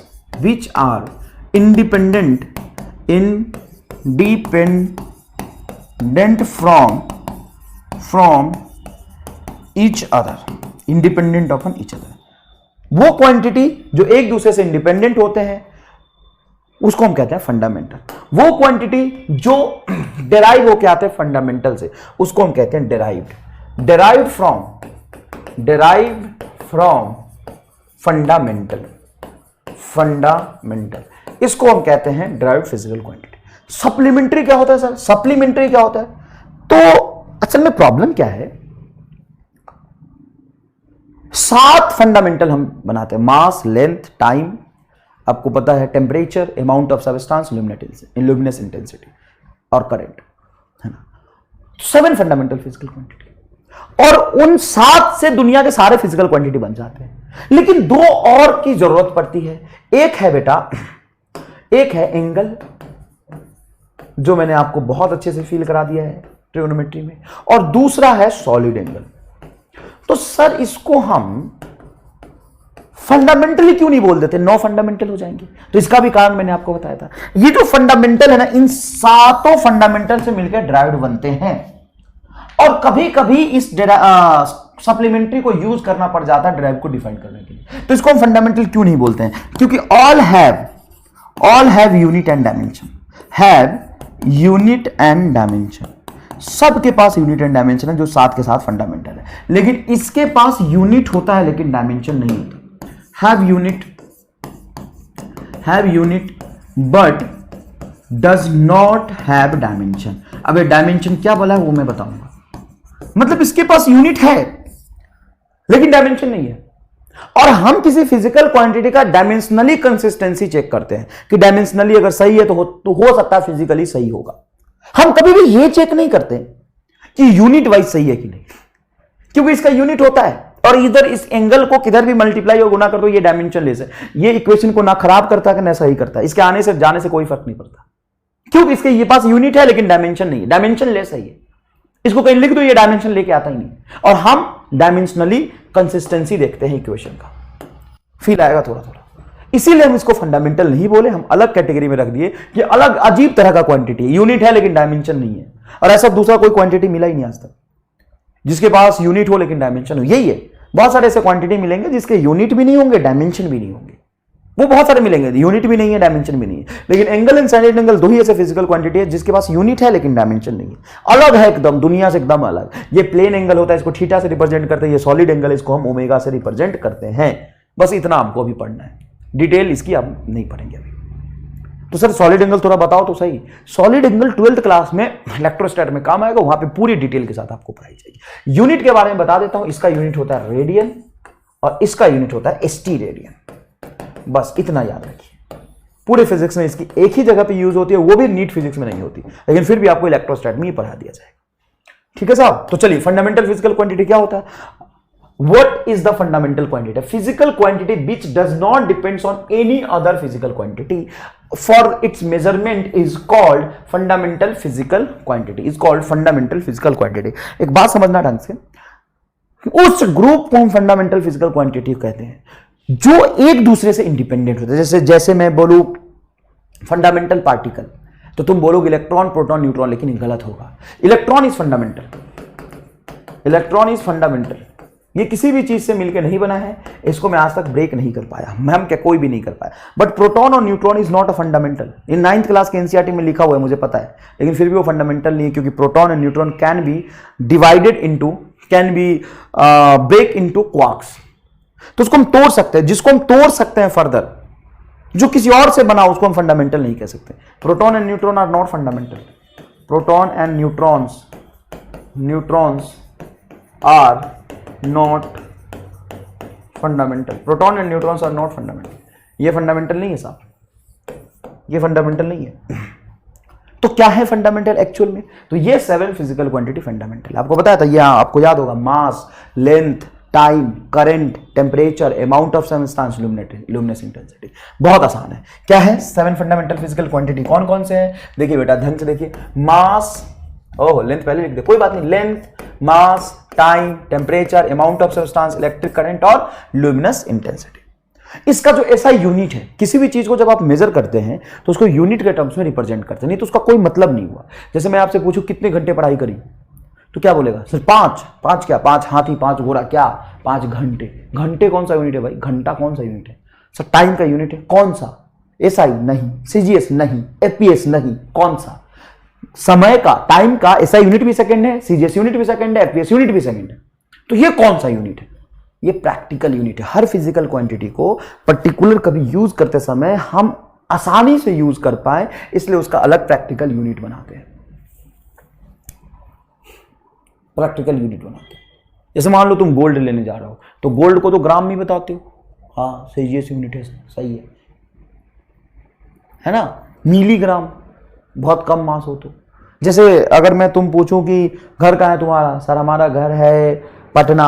कितना डिस्टेंस है कोटा से? सेंटीमीटर में बताओ, तो बता दोगे क्या? मीटर में बताओ, बता दोगे क्या? नहीं सर किलोमीटर में बताएंगे। किलोमीटर कौन सा यूनिट है? प्रैक्टिकल यूनिट है। तो ये सारे जो यूनिट है, मैंने ऐसा यूनिट लिखा है। लेंथ का ऐसा यूनिट होता है मीटर, मास का केजी, सेकेंड, केल्विन, मोल, एम्पियर और कैंडेला। इसका सिंबल हम लिखते हैं एम, केजी, एस, के, मोल। ये सब बहुत छोटी बातें हैं 11th क्लास के लेवल पे, लेकिन थोड़ा सा देख लीजिए। सप्लीमेंट्री क्वांटिटी होता है आपका plane angle and solid angle, जिसका यूनिट होता है रेडियन एंड एसटी रेडियन, जिसको आप रेडियन और एसटी रेडियन के टर्म्स में रिप्रेजेंट कर सकते हैं। There are 7 fundamental physical quantity. There are 7 fundamental physical quantity. ये 7 fundamental है। 2 supplementary physical quantity को, there are 2 supplementary physical quantity. Derived physical quantity कितने होंगे? Infinite। बहुत सारे n number of physical quantity क्या हो जाएंगे? Derived हो जाएंगे। Derived physical quantity की कमी नहीं है, बहुत सारे n number of physical quantity derive हो जाएंगे। जैसे लेंथ फंडामेंटल है, लेंथ बाई टाइम कर दूंगा तो वेलोसिटी हो जाएगा। एरिया, लेंथ इनटू लेंथ होता है एरिया। देखिए, the physical quantity which is derived from fundamental and supplementary, a physical quantity which is derived from more than one fundamental quantity is called derived physical quantity। more than one fundamental quantity। जैसे area को लिखता हूं मैं, तो area को लिखूंगा तो length into length हो जाएगा। एरिया को क्या लिखूंगा? एरिया जब लिखूंगा मैं, एरिया क्या हो जाएगा? लेंथ इनटू विड्थ हो जाएगा। डेंसिटी, डेंसिटी क्या होता है? मास अपॉन वॉल्यूम होता है। फोर्स क्या होता है? फोर्स मास इनटू एक्सेलरेशन होता है। एक्सेलरेशन क्या होता है? वेलोसिटी अपॉन टाइम होता है। वेलोसिटी को लेंथ अपॉन टाइम कह सकते हैं। तो ये सारे डिराइव्ड हैं। डिराइव्ड कितने हो जाएंगे? इनफाइनाइट। इनफाइनाइट, उसका कोई काउंटिंग नहीं है। फंडामेंटल होता है 7, फंडामेंटल होता है 7। फंडामेंटल फिजिकल क्वांटिटी कितने होंगे? 7। ड्राइव्ड कितने होते हैं? इनफाइनाइट। सप्लीमेंट्री होते हैं 2। देखिए कुछ वेलोसिटी, वेलोसिटी को हम क्या लिख सकते हैं? Displacement upon time. तो वेलोसिटी हो गया डेराइव्ड। किससे ड्राइव होके आ रहा है? डिस्प्लेसमेंट, लेंथ के टर्म्स में रिप्रेजेंट करते हैं, तो ये हो जाएगा आपका लेंथ अपॉन टाइम। तो लेंथ एक फंडामेंटल हो गया, टाइम एक फंडामेंटल हो गया, 2 फंडामेंटल से मिलकर वेलोसिटी यहां पे डिफाइन हो रहा। एक्सीलरेशन, एक्सीलरेशन हो जाएगा बेटा वेलोसिटी अपॉन टाइम, और वेलोसिटी को आप लिख सकते हैं, देखिए वेलोसिटी को लिख सकते हैं लेंथ अपॉन टाइम। तो ये हो जाएगा आपका लेंथ, और एक टाइम पहले से था तो ये हो जाएगा टाइम का स्क्वायर, इसलिए इसका यूनिट हो गया मीटर, और टाइम का यूनिट होता है सेकंड, तो सेकंड स्क्वायर। एक्सीलरेशन मीटर पर सेकंड स्क्वायर होता है, ये मीटर पर सेकंड होता है। तो कितने फिजिकल क्वांटिटी लगे एक्सीलरेशन को ड्राइव करने में? 2। कितने फिजिकल क्वांटिटी लगे एक्सीलरेशन को ड्राइव करने में? 2। वर्क, वर्क क्या होता है बेटा? Work is nothing but a force into displacement. Force क्या होगा? फोर्स होगा आपका मास इनटू एक्सीलरेशन। एक्सीलरेशन को लिख सकते हैं length by time, length by time का होल स्क्वायर, और इनटू डिस्प्लेसमेंट एक और लेंथ आ जाएगा। तो ये क्या बनेगा? तो सर ये तो बन रहा ml3, ये सॉरी ml2, ml2 देखो ना, मास लेंथ मीटर, मास का m, लेंथ का whole square divided by time का स्क्वायर। तो कितने फिजिकल क्वांटिटी फंडामेंटल यूज हुए? मास, लेंथ और टाइम, 3। वर्क को डिफाइन करने के लिए कितने फंडामेंटल फिजिकल क्वांटिटी यूज हुए हैं बेटा? 3 फंडामेंटल फिजिकल क्वांटिटी यूज हुए हैं। अब एक बहुत बढ़िया सवाल है, ध्यान से देखिएगा। Physical quantity which are expressed in terms of more than one fundamental physical quantity are called derived physical quantity. बहुत आसान सवाल है, मैं समझ रहा हूं, बहुत आसान सवाल है। अब हम चलते हैं थोड़े से मुश्किल सवाल की तरफ। एक जोरदार सवाल अभी मैं कराने वाला हूं, मजे आ जाएंगे। Acceleration is a derived physical quantity which depends upon, कितने फंडामेंटल फिजिकल क्वांटिटी पे एक्सीलरेशन डिपेंड करता है? 2। 3 मत लिख दीजिएगा, 3 मत लिख दीजिएगा। कैसे? तो एक्सीलरेशन होता है बेटा लेंथ अपॉन टाइम का होल स्क्वायर। तो लेंथ एक क्वांटिटी हो गया, टाइम 2 क्वांटिटी हो गया। तो कितने क्वांटिटी से ड्राइव होके आया है? 2 से। अब चलिए एक सवाल है, इस सवाल का जवाब आप गलत ही देंगे। पक्की बात है सर, पहले ही बता दिया गलत देंगे। हाँ, गलत ही देंगे। एकदम जोरदार सवाल है और कई लोगों को इसमें डाउट आ सकता है, मेरे समझाने के बाद भी आ सकता है। मैं बहुत जोरदार तरीके से समझाऊंगा, भरोसा करना। और धीरे धीरे मतलब 80% जनता को अभी आ जाएगा, लेकिन 10-20% रामलाल टाइप होते ही है। चलो सवाल पढ़ते हैं। Which of the following group of physical quantity can be considered as a group of fundamental physical quantity?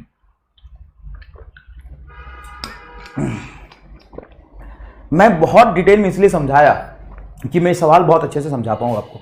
फटाफट बताइए कौन सा सही है। तो आप में से 90% जनता जवाब देंगे sir sir sir none of the above. क्यों?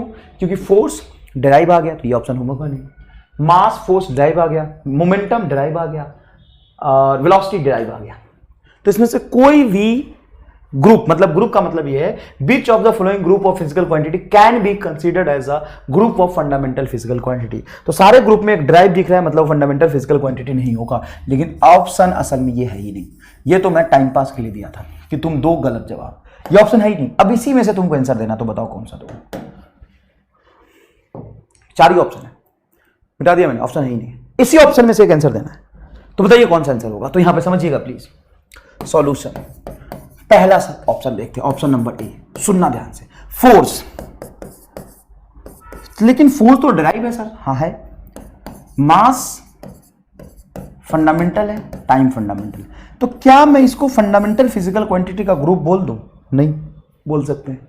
लेकिन सवाल फंडामेंटल फिजिकल क्वांटिटी के बारे में नहीं पूछ रहा। तो सर क्या है सवाल? पढ़िए, सवाल है which of the following group of physical quantity can be considered। कौन फिजिकल क्वांटिटी फंडामेंटल है, ये पूछा कहां है? तो आपसे थोड़ी ये थोड़ी ना पूछा कि which of the following physical quantity is fundamental, ये पूछा है क्या? Which of the following physical quantity are the fundamental, वो 7 है, 8वां नहीं हो सकता। 7 ही फंडामेंटल फिजिकल क्वांटिटी होते हैं। लेकिन फंडामेंटल फिजिकल क्वांटिटी का डेफिनेशन होता है कि एक दूसरे से इंडिपेंडेंट होते हैं। तो यहां पे 3 फिजिकल क्वांटिटी का ग्रुप बना दिया और आपसे ये नहीं पूछा है कौन फंडामेंटल, आपसे पूछा है कि किस ग्रुप को मैं फंडामेंटल मान सकता हूं।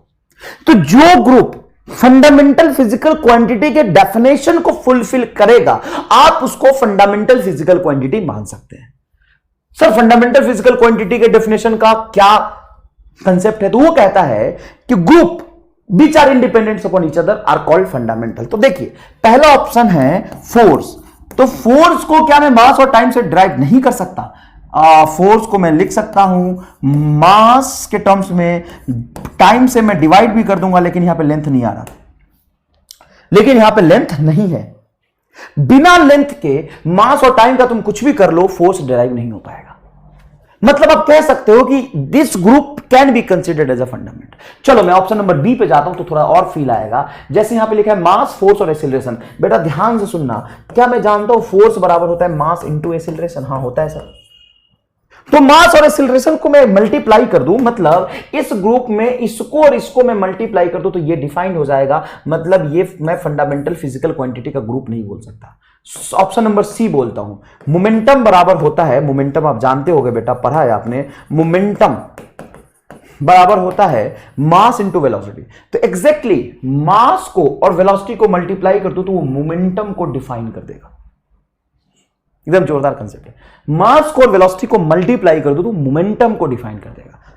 एग्जैक्टली सिर्फ मास, मतलब इस तीन में से इन दोनों को डिवाइड कर दो, सॉरी मल्टीप्लाई कर दो तो मोमेंटम को डिफाइन कर देगा। मतलब ये फंडामेंटल नहीं होगा।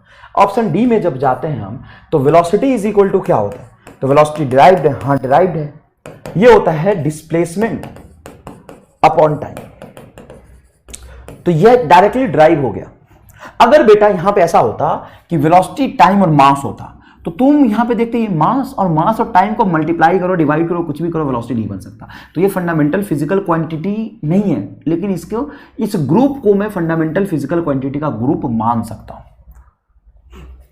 कब सुनो, अभी नहीं, जब यहाँ पे मास होता तो मास और टाइम से वेलोसिटी डिफाइन नहीं होता, या वेलोसिटी और मास से टाइम डिफाइन नहीं होता। हाँ, वेलोसिटी और मास से टाइम डिफाइन नहीं होता, लेकिन यहां पे velocity is equal to displacement upon time, मतलब एक्जैक्टली डिस्प्लेसमेंट और टाइम को डिवाइड करके वेलोसिटी डिफाइन हो रहा है। तो ये फंडामेंटल फिजिकल क्वांटिटी का ग्रुप नहीं होगा, लेकिन option number A is correct. You can consider, you मैं लिख रहा हूं यहां पे, यू कैन कंसीडर, यहां पे लिखा है can be consider force, mass and time are the group of fundamental physical quantity. कुछ बच्चे को जिसको नहीं समझ आया ना, उसको फिजिक्स की समस्या नहीं, उसका अंग्रेजी खराब है। तुम एक अंग्रेजी का ट्यूशन लगा लो साथ में तो सही रहेगा। और बेटा बहुत जरूरी है, कंसेप्ट फिजिक्स के कंसेप्ट से ज्यादा जरूरी है अंग्रेजी, तो अंग्रेजी का ट्यूशन लगा लो तुम। एक है ना रामू काका के यहाँ। मैं ये नहीं कह रहा कि फोर्स को मैं फंडामेंटल बोल रहा हूं, मैं नहीं कह रहा, लेकिन फोर्स, मास और टाइम को अच्छा, कई बच्चे कहते हैं सर एक बात बताओ, मास से फोर्स डिफाइन नहीं हो जाएगा क्या? कर ले, मास का स्क्वायर फोर्स होता है क्या? मास और टाइम से फोर्स डिफाइन नहीं हो जाएगा? नहीं होगा, जब तक लेंथ नहीं मिलेगा तब तक कहां डिफाइन हो रहा है। तो आप एक को फंडामेंटल फिजिकल क्वांटिटी के ग्रुप में कंसीडर कर सकते हो, ऑप्शन नंबर ए को। बताइए फील आया कि नहीं? एकदम जोरदार और झन्नाटेदार कंसेप्ट, एकदम हिल गए, मजे आए कि नहीं है? अब चलो नेक्स्ट देखो। Measurable quantity is a physical quantity, yes, mass, length, time, area, force, pressure. अब फिजिकल क्वांटिटी जब हम उसको मेजर करेंगे, measurable quantity is a physical quantity, और जब हम उसको मेजर करेंगे तो मेजर करके हम उसको एक नंबर बताएंगे, और नंबर के साथ हम यूनिट बताएंगे कि उसको किस यूनिट के टर्म्स में हमने मेजर किया है। मेजरमेंट में दो चीजें का होना बहुत जरूरी है। अब physical quantity is a magnitude and unit. Measurement में मैग्नीट्यूड और यूनिट होगा। जैसे तुम मार्केट गए और तुम्हें चाहिए आलू, है ना, मार्केट गए तुम्हें चाहिए आलू, तो तुम क्या बोलते हो? 50 आलू दे दो, और 50 आलू गिन के देता है क्या? क्या कहते हो? 50 केजी आलू दो। तो जैसे हमने इसके लेंथ को मेजर किया, बोले सर 40 हाथी 40 घोड़ा, क्या? तो 40 मीटर या 40 सेंटीमीटर। तो तुम ये कहना चाहते हो कि 1 सेंटीमीटर यूनिट हो गया, और इस सेंटीमीटर जो स्टैंडर्ड यूनिट है इसके टर्म्स में 40 गुना ज्यादा लेंथ है, तो 40 सेंटीमीटर ये होगा। तो कभी भी मेजरमेंट लेते तो उसमें दो चीजें होती है, उसका मैग्नीट्यूड और उसका यूनिट। अब साहब मैग्नीट्यूड और यूनिट दो चीजें होंगी, लेकिन यूनिट का कुछ रूल होता है चूज करने का। यूनिट को कुछ भी नहीं कर सकते। जैसे मान लो कि साहब युगांडा के इंसान हो, तुम युगांडा के इंसान होते एकदम छोटे छोटे, अब तुम्हारे पास थोड़े बहुत पैसे आ गए, तू डॉक्टर बन गया। रामलाल मान लो युगांडा का है, उसको डॉक्टर बन गया वो। अब उसने सूट मंगाए अमेरिका से, युगांडा में सूट मिलता नहीं। अब उसने अमेरिका से सूट मंगाए, उसने बोला कि 4, जैसे हाथ हैंड इसको गांव में भी बोलते हैं, 4 बित्ता काट के दे दो, रस्सी दे दो 4 बित्ते का, तो 4 बित्ता ऐसे ऐसे करके दे देते हैं, तो हैंड। तो उसने बोला रामलाल की 1 हाथ 2 हाथ 3 हाथ 4 हाथ, बाकी उसके पास मेजर करने के लिए कुछ था नहीं। उसने बोला कि 4 हाथ के बराबर एक सूट दे दो। अब उधर से आया 4 हाथ के बराबर सूट। रामलाल छोटा सा आदमी और अमेरिका वाले होते बड़े बड़े। रामलाल का हाथ ये है, अमेरिका वाले का हाथ ये होते। उसने सूट सिल के दिया, रामलाल के सर से लेके पैर तक होड़ा। तो यूनिट को जब हम चूज करते हैं तो कोई भी रैंडम यूनिट हम चूज नहीं कर सकते। यूनिट को चूज करने का कुछ प्रॉपर रूल होता है। वो प्रॉपर रूल क्या होता है तो देखिए, measurement of any physical quantity involves comparison with a certain basic arbitrary chosen internationally accepted reference and that is called unit. मतलब वो इंटरनेशनली एक्सेप्टेड होना चाहिए। Unit of the fundamental quantities are called fundamental unit. जो fundamental physical quantity unit होते हैं उसको हम fundamental unit कहते हैं। डिराइव्ड फिजिकल क्वांटिटी के जो यूनिट होते हैं उसको हम डिराइव्ड यूनिट कहते हैं। जैसे मीटर पर सेकंड, ये डिराइव्ड यूनिट हो गया, लेकिन मीटर, केजी, ये सारे क्या हो गए, फंडामेंटल। अब यूनिट के कुछ रूल है, जैसे देखो ये हैंड है, अब ये युगांडा वालों के हाथ है, ये भारत वालों के हाथ है, इंग्लैंड वालों के, भारत वालों के हाथ ये है, ये अमेरिका वालों के हाथ है, तो सबका हाथ अलग अलग होता है। तो आप ये नहीं कह सकते all hands are slightly different in size. तो आप ये नहीं कहते कि एक हाथ के लेंथ को मैं आज से एक यूनिट डिफाइन कर देता हूं, ये नहीं हो सकता। Length was measured with the help of hand. Length word measured मतलब बहुत पहले लेंथ को हम हैंड से मेजर करते थे, लेकिन ये सही नहीं है क्योंकि सबका हाथ का साइज एक नहीं होगा। तो यहां पे मैंने लिखा है some wrong way, wrong unit were consider were physical quantity used to be measured. हाथ से मेजर कर सकते। जैसे डिस्टेंस को हम लोग कभी कभी देखना होगा, जैसे हम जाते शाम को बैडमिंटन खेलते हैं, तो बैडमिंटन खेलते तो लेंथ को ऐसे मेजर कर लेते हैं, कहते कि मैं तुम्हें एकदम प्रैक्टिकल, अभी भी हम लोग करते हैं ऐसा, मैं भी जाता हूं खेलने, तो बैडमिंटन खेलने जाते हैं ना, तो पैर से मेजर करते हैं, एक पैर, दो पैर, तीन पैर, चार पैर, ऐसे ऐसे रखते हैं। मान लो पैर होगा ना, तो एक पैर ऐसे रखा, फिर दूसरा रखा, फिर तीसरा रखा, पैर से मेजर कर लेते, 20 पैर के बराबर है। तो उधर बताओ कितने, वो भी 20 पैर के बराबर है। अब मान लो उधर कोई लंबा आदमी मेजर कर रहा और मैं छोटा आदमी मेजर कर रहा, तो पैर का साइज भी तो अलग अलग होगा। तो अभी भी लेंथ को मेजर करते, जैसे देखो मान लो ये रामलाल है साहब, रामलाल है, ये बोला कि मैं 20 कदम चलता हूं, और ये है कल्लू, ये कौन है, कल्लू, कल्लू भी 20 कदम चला। अब कल्लू 20 कदम में तो पता नहीं 100 कदम अगर कल्लू ढंग से चल जाए तो दिल्ली से आर पार कर जाए, दिल्ली के एक कोने से दूसरे कोने पहुंच जाए। देखो ये कल्लू कैसा है। अब ये रामलाल मोटा आदमी, अगर दोनों में रेस लगा दोगे तो कौन जीतेगा, ये 100 कदम चलेगा, ये भी 100 कदम चलेगा उतने समय, लेकिन ये पता नहीं कहां से चला जाएगा। तो पैर का साइज भी अलग अलग होता है ना। पहले कहते थे 1 leg you the distance covered in 1 hour by walking, लेकिन ये गलत यूनिट है क्योंकि हर आदमी का वॉकिंग का लेंथ अलग अलग हो सकता है। ठीक है, the unit must be suitable size. अब है characteristic of a unit. Unit क्या है, तो unit must be a suitable size and easily available. Unit easily available भी होना चाहिए। जैसे पहले पौंड होता था ना, पौंड में मेजर करते थे, फुट पाउंड सेकंड समझते होंगे, लेकिन फिर जब फुट पाउंड सेकंड का कंसेप्ट इंडिया में था ही नहीं। अब मान लो कि इंडियन साइंटिस्ट ने कुछ इन्वेंशन करे और उसको अपने केजी मीटर पर सेकंड में या किसी और यूनिट में मेजर करके ले गए, और बहुत सारे दुनिया के साइंटिस्ट एक जगह बैठे, तो साहब एक अपना प्रेजेंटेशन दे रहा, दूसरा उसको यूनिट कन्वर्जन में ही लगा हुआ, उसको समझ ही नहीं आ रहा कि कितना लेंथ लिया, उसका लेंथ का यूनिट कुछ और है, इसके लेंथ का यूनिट कुछ और है।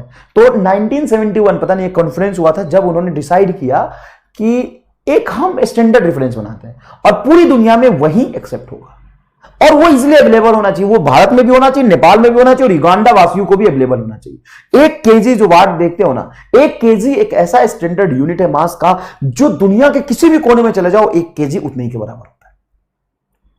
उसको इजिली अवेलेबल कराया गया। तो क्या होता है, suitable size, suitable size and easily available. A unit should be easily available and reproducible at any place required. जहां पे भी required उसको reproducible का मतलब होता है उसको कन्वर्ट किया जा सके। मान लो ये पिंकी है, ये क्या है, कौन है ये, Pinky. We have weight measured of only 100 and 200 gram. 100 and 200 ग्राम के टर्म्स में हम वेट मेजर कर सकते हैं। अब ये रामलाल कह रहा है मुझे हाथी का मास मेजर करना है, but I want to measure a weight of any elephant. अब इसको हाथी का मास मेजर करना, तो 100-200 ग्राम के टर्म्स में हाथी का मास तो मेजर होगा नहीं। तो ये रिप्रोड्यूसेबल का मतलब है उसको हम आसानी से कन्वर्ट कर सकें, 100-200 ग्राम को 100 और 200 केजी में कन्वर्ट करके इस हाथी के मास को मेजर कर सकें। तो यूनिट के कुछ हमारे प्रॉपर्टीज हैं, वो प्रॉपर्टीज होना चाहिए। मैं प्रॉपर्टीज समझा रहा हूं, बस ऐसी फनी फोटोज लगा दिए 2-4, कोई खास बात नहीं, ये अब आगे नहीं मिलेंगे, चिंता मत करो। The unit must be a universally accepted, a physical unit be involved and well defined. उसका जो डेफिनेशन होना चाहिए वो वेल डिफाइंड होना चाहिए और सबको समझ जाए, और हर जगह वो अवेलेबल भी होना चाहिए। अच्छा, वो इनवेरिएबल भी होना चाहिए। Unit must be invariable. Unit must be invariable. Invariable का मतलब है कि वो वेरी नहीं करना चाहिए, वो कांस्टेंट होना चाहिए। 1 केजी का जो वैल्यू है, आज से 200 साल पहले भी उतना ही था, आज भी इतना ही है। अरे 200 साल पहले तो आई नहीं था केजी, खैर, लेकिन जो 1 केजी की जो वैल्यू है वो आज से 500 साल बाद भी 1 केजी में जितना आटा आ जाता था, 1 केजी में आटा मतलब जो भी होता है पिसा हुआ, वो 200 साल बाद भी उतना ही आएगा। समझ में हो? अगर ये देखो, ये रामलाल है, अब ये रामलाल कह रहा है yesterday a kilogram was 1000 gram, yesterday 1 kilogram और 1000 gram, but today it is only 800 gram. ये है बाबू जलेला, ये कह रही है बाबू जलेला, ये बाबू जलेला है, ऐसे कैसे? ये रामलाल ये कह रहा नहीं, कल जो 1 केजी था वो 1000 ग्राम के बराबर था, लेकिन आज ये कोई शेयर मार्केट का प्राइस थोड़ी ना भाई, कल इतना डॉलर बढ़ा और इतना रुपया, आज इतना डॉलर बढ़ा इतना रुपया, ऐसा नहीं हो सकता।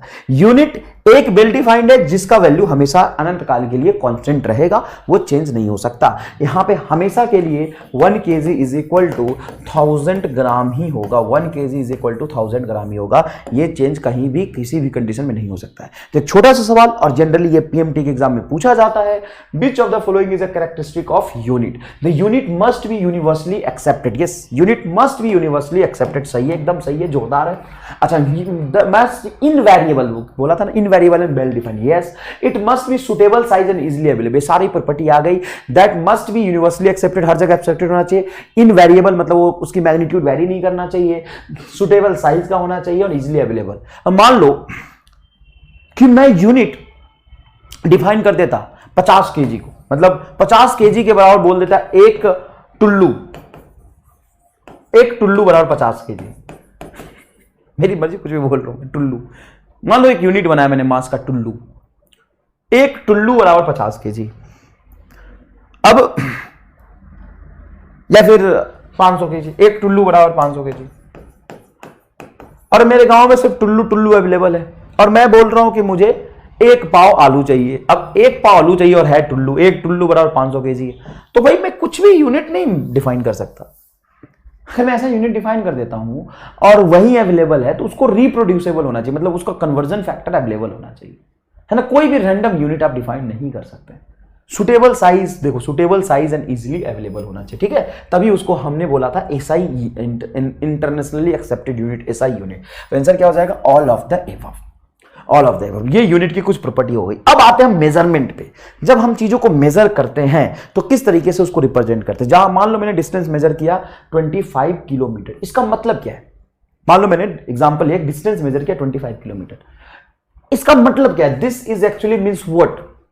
ये कहना चाह रहा है कि 1 किलोमीटर एक डिस्टेंस का यूनिट है और उस यूनिट के 25 टाइम्स ज्यादा लेंथ है, मतलब उस यूनिट के 25 टाइम्स। देखो मैंने क्या लिखा, डिस्टेंस 25 किलोमीटर का क्या मतलब है? 25 किलोमीटर का मतलब है 25 times magnification of 1 kilometre. 1 kilometre का 25 टाइम्स ज्यादा, तो 1 किलोमीटर तुम्हारा यूनिट हो गया और 25 टाइम्स तुम्हारा क्या हो गया? मैग्नीट्यूड हो गया। ऐसे देखो, इसको कैसे डिफाइन करते हैं, ये देखो, ये 1 किलोमीटर का लेंथ ये हो गया और मैं इसका 25 किलोमीटर मेजर करा, तो 1-1 किलोमीटर के कितने बॉक्स मैंने मेजर किए? 25 बॉक्स मैंने मेजर किए। क्लियर है? अब सुनना मैं क्या समझाना चाह रहा हूं। अब मान लो कोई भी डिस्टेंस तुमने मेजर किया और लिख दिया 25 किलोमीटर, ठीक है। अब मान लो कि दूसरा कोई और मेजर करता है इतने ही डिस्टेंस को, लेकिन उसके पास किलोमीटर वाला यूनिट नहीं है, उसके पास मीटर वाला यूनिट है और मीटर के टर्म्स में मेजर कर रहा है, तो ये वो क्या कहेगा? वो कहेगा इस लेंथ को 1 मीटर का कितना टाइम्स, तो वो बोलेगा 25,1230 मीटर, मतलब 25,000 मीटर, क्योंकि आप जानते हैं 1 किलोमीटर में होता है 10⁻³ मीटर, तो इतना मीटर आ जाएगा। अब इतना बोलने के बाद क्या ये डिस्टेंस सेम रहा कि बदल गया? सर डिस्टेंस सेम रहा। तो एक यूनिट से जब हम दूसरे यूनिट में रीडिंग को कन्वर्ट करते हैं तो मेजरमेंट तो वही रहता है। मेजरमेंट वही रहा, मतलब क्या वही रहा? मैग्नीट्यूड कहां गया? कहीं नहीं लिखा गया हमने। मैग्नीट्यूड और यूनिट का प्रोडक्ट ही तो रीडिंग बताता है, मेजरमेंट होता है। मेजरमेंट वही रहा। अगर मैं मान लो किलोमीटर में पहले मेजर कर रहा था तो 25 किलोमीटर था, अब मैं मीटर में मेजर कर रहा हूं तो कोई और नंबर इंटू मीटर आएगा, लेकिन डिस्टेंस वही रहा कि अलग है? डिस्टेंस तो वही रहा, यही 25 किलोमीटर है और यही हो जाएगा तुम्हारा 253,000 मीटर। मतलब मेजरमेंट वही रहा, मेजरमेंट वही रहा, मतलब किसका प्रोडक्ट सेम रहा? मेजरमेंट का मतलब होता है मैग्नीट्यूड इनटू यूनिट का प्रोडक्ट सेम रहा। तो मैं यहां पे ये लिख सकता हूं कि जब भी हम किसी चीज को मेजर करते हैं, पर्टिकुलर किसी चीज को मेजर करते हैं, उसका मैग्नीट्यूड और यूनिट का प्रोडक्ट हमेशा क्या रहता है? कांस्टेंट। ध्यान से सुनिएगा, the numerical value obtained on measuring a physical quantity is inversely proportional to the unit. मतलब आप कहते हो कि मेजरमेंट को आपने लिखा है, किसी भी चीज के मेजरमेंट को आप कैसे लिखते हो? यहां चलो लिख देता हूं मैं, स्पेस नहीं, यहां लिख देता हूं। जब भी हम किसी चीज को मेजर करते हैं तो उसके मेजरमेंट को हम कैसे लिखते हैं? मेजरमेंट को लिखते हैं एन इंटू यू। एन है मैग्नीट्यूड और यू है यूनिट। अब मुझे किलोमीटर पसंद नहीं है, किलोमीटर मेरे पास नहीं, तो मैं मीटर मेजर करूंगा। मीटर मेजर करने से एनयू का प्रोडक्ट थोड़ी ना चेंज हो जाएगा। मेजरमेंट को किसी मास मेजर किया मैंने, मान लो 25 केजी, और मुझे अब मास मेजर करना ग्राम में, तो मैं बोलूंगा 25,000 ग्राम। 1 केजी बराबर 1000 ग्राम होता है। अब 25,000 ग्राम और 25 केजी तो एक ही चीज हुआ। मतलब ये है नंबर और ये यूनिट, ये है नंबर और ये यूनिट। मतलब n इंटू यू का प्रोडक्ट क्या होता है? कांस्टेंट होता है। तो आप यहां से कह सकते हो कि जो n होता है मैग्नीट्यूड, वो यूनिट के इनवर्सली प्रोपोर्शनल होता है। जितना बड़ा यूनिट रखोगे नंबर उतना छोटा होगा, जितना बड़ा यूनिट रखोगे नंबर उतना छोटा होगा। ये रहा एग्जांपल, यूनिट किलोमीटर बड़ा यूनिट है, नंबर छोटा है। किलोमीटर से मीटर किया, मीटर किलोमीटर कंपेयर में छोटा यूनिट है, तो देखो नंबर बड़ा हो गया। एन इंटू यू का प्रोडक्ट कैसा रहता है? कांस्टेंट। तो यहां पे कई बार नीट और जेई में सवाल भी पूछा है कि मान लो एक रिलेशन आया एन यू बराबर कांस्टेंट। अब मेरे से ग्राफ पूछ रहा एन वर्सेस यू, तो कैसा बनेगा? आंख बंद करके बता सकते हो कैसा बनेगा। एन यू बराबर कांस्टेंट मतलब N inversely proportional to U, मतलब इनवर्सली मतलब नीचे, अगर जब भी नीचे आए तो रेक्टेंगुलर हाइपरबोला बनता है।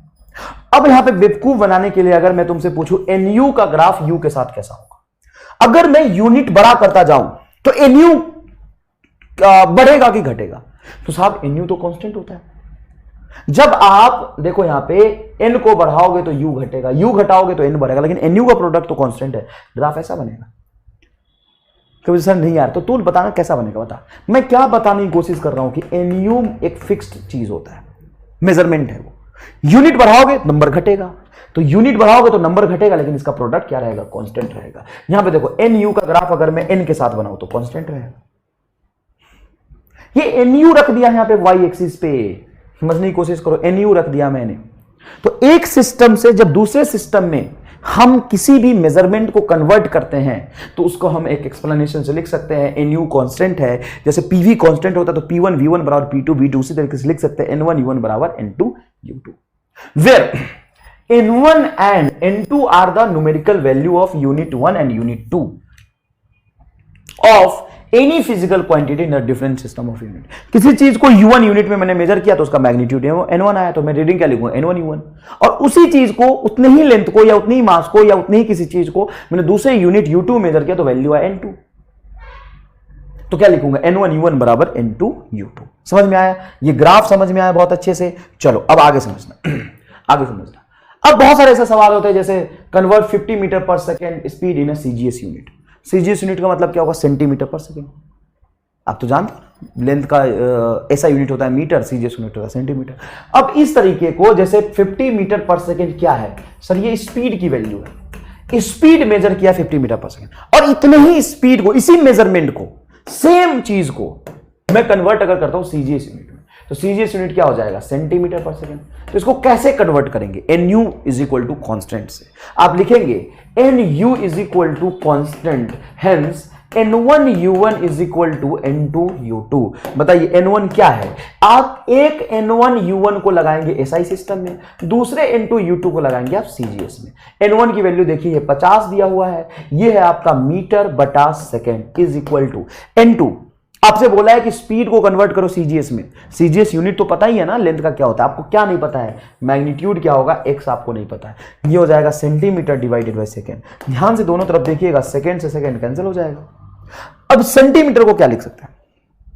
Sir centimetre is nothing but 10⁻² metre, या 1 मीटर को आप लिख सकते हैं 10⁻² सेंटीमीटर। तो आप इसको लिख लेंगे 50 इंटू, इसको लिखेंगे 10⁻² centimetre is equal to x into centimetre. Centimetre से सेंटीमीटर कैंसिल हो जाएगा, x इज इक्वल टू आ जाएगा, 1 0 है, 2 0 और लगा दो, ये इतना आ गया यूनिट स्पीड, सॉरी इतना मैग्नीट्यूड आ गया। समझ में आया कि नहीं है? तो 50 मीटर पर सेकंड को सीजीएस में कन्वर्ट करेंगे तो 5000 आ जाएगा। इधर देखिए 5 ग्राम पर सेंटीमीटर क्यूब, ये वॉल्यूम है। किसी चीज के वॉल्यूम को हमने मेजर किया ग्राम पर सेंटीमीटर क्यूब, मतलब सीजीएस में, ये सीजीएस ही तो है, ग्राम सेंटीमीटर क्यूब। अब इसको हमें एमकेएस में कन्वर्ट करना है, मतलब मीटर केजी सेकंड में कन्वर्ट करना है। तो एनयू में लगाऊंगा एक बार N1 U1 सीजीएस में, जो कि दिया हुआ है, और N2 U2 में लगाऊंगा आपको एसआई सिस्टम में। तो इधर बताइए क्या हो जाएगा सर? N1 हो गया आपका 5 और यूनिट हो गया ग्राम बटा सेंटीमीटर क्यूब। ओके, अब इसी को कन्वर्ट करना है मुझे एसआई में, मीटर एमकेएस में। एमकेएस में मैग्नीट्यूड आप मान ले N2 और यूनिट क्या हो जाएगा? तो देखो यूनिट किसका, तो जिसको हमने कल मेजर किया, किसको मेजर किया? वॉल्यूम को। वॉल्यूम को जब ऐसा यूनिट में लिखोगे तो वॉल्यूम होता है मास अपॉन लेंथ, तो ये हो जाएगा KG divided by metre cube. एकदम सही है। अच्छा, केजी को क्या लिख सकते हैं आप? 1000 ग्राम, इसको 1000 ग्राम लिखेंगे तो 5 ग्राम, किसी को भी कन्वर्ट कर सकते हो जिसको आसानी से कन्वर्ट करना आप चाहते हो। तो ये हो जाएगा N2, ये हो जाएगा आपका 1000 gram divided by metre cube. Then what is metre cube? तो 1 मीटर को लिख सकता हूं मैं 100 सेंटीमीटर, तो लिखूंगा 10⁻² का पावर 3 सेंटीमीटर क्यूब, है ना? देखो ना, 1 मीटर को लिखूंगा मैं 10⁻² और क्यूब करना है तो क्यूब हो जाएगा। ग्राम से देखो ग्राम कैंसिल, सेंटीमीटर क्यूब से सेंटीमीटर क्यूब कैंसिल। अब यहाँ पे N2 इज इक्वल टू क्या हो जाएगा? N2 इज इक्वल टू हो जाएगा ये 5, अब है बेटा ये 1000 और 3 × 6, तो ये हो जाएगा आपका 1000 डिवाइडेड बाई 10⁻6, गलत कर दिया मैंने। N2 इज इक्वल टू आ जाएगा 5 × 10⁻6 डिवाइडेड बाई 10⁻3, ये कटेगा तो ये आएगा 5 × 10⁻3, 5 × 10⁻3। समझ में आया? Convert 1 newton into 1 dyne. 1 newton को 1 डाइन में कन्वर्ट करो, तो साहब कैसे करेंगे 1 न्यूटन को 1 डाइन में? तो 1 न्यूटन क्या? फोर्स का यूनिट है। फोर्स क्या होता है? Mass into acceleration. तो इसको हम लिखते हैं केजी मीटर पर सेकेंड स्क्वायर, केजी मास मीटर बटा सेकेंड स्क्वायर एक्सेलरेशन। ये ऐसा ही हो गया, इसी को हम कहते हैं न्यूटन। अच्छा, 1 डाइन क्या हो गया?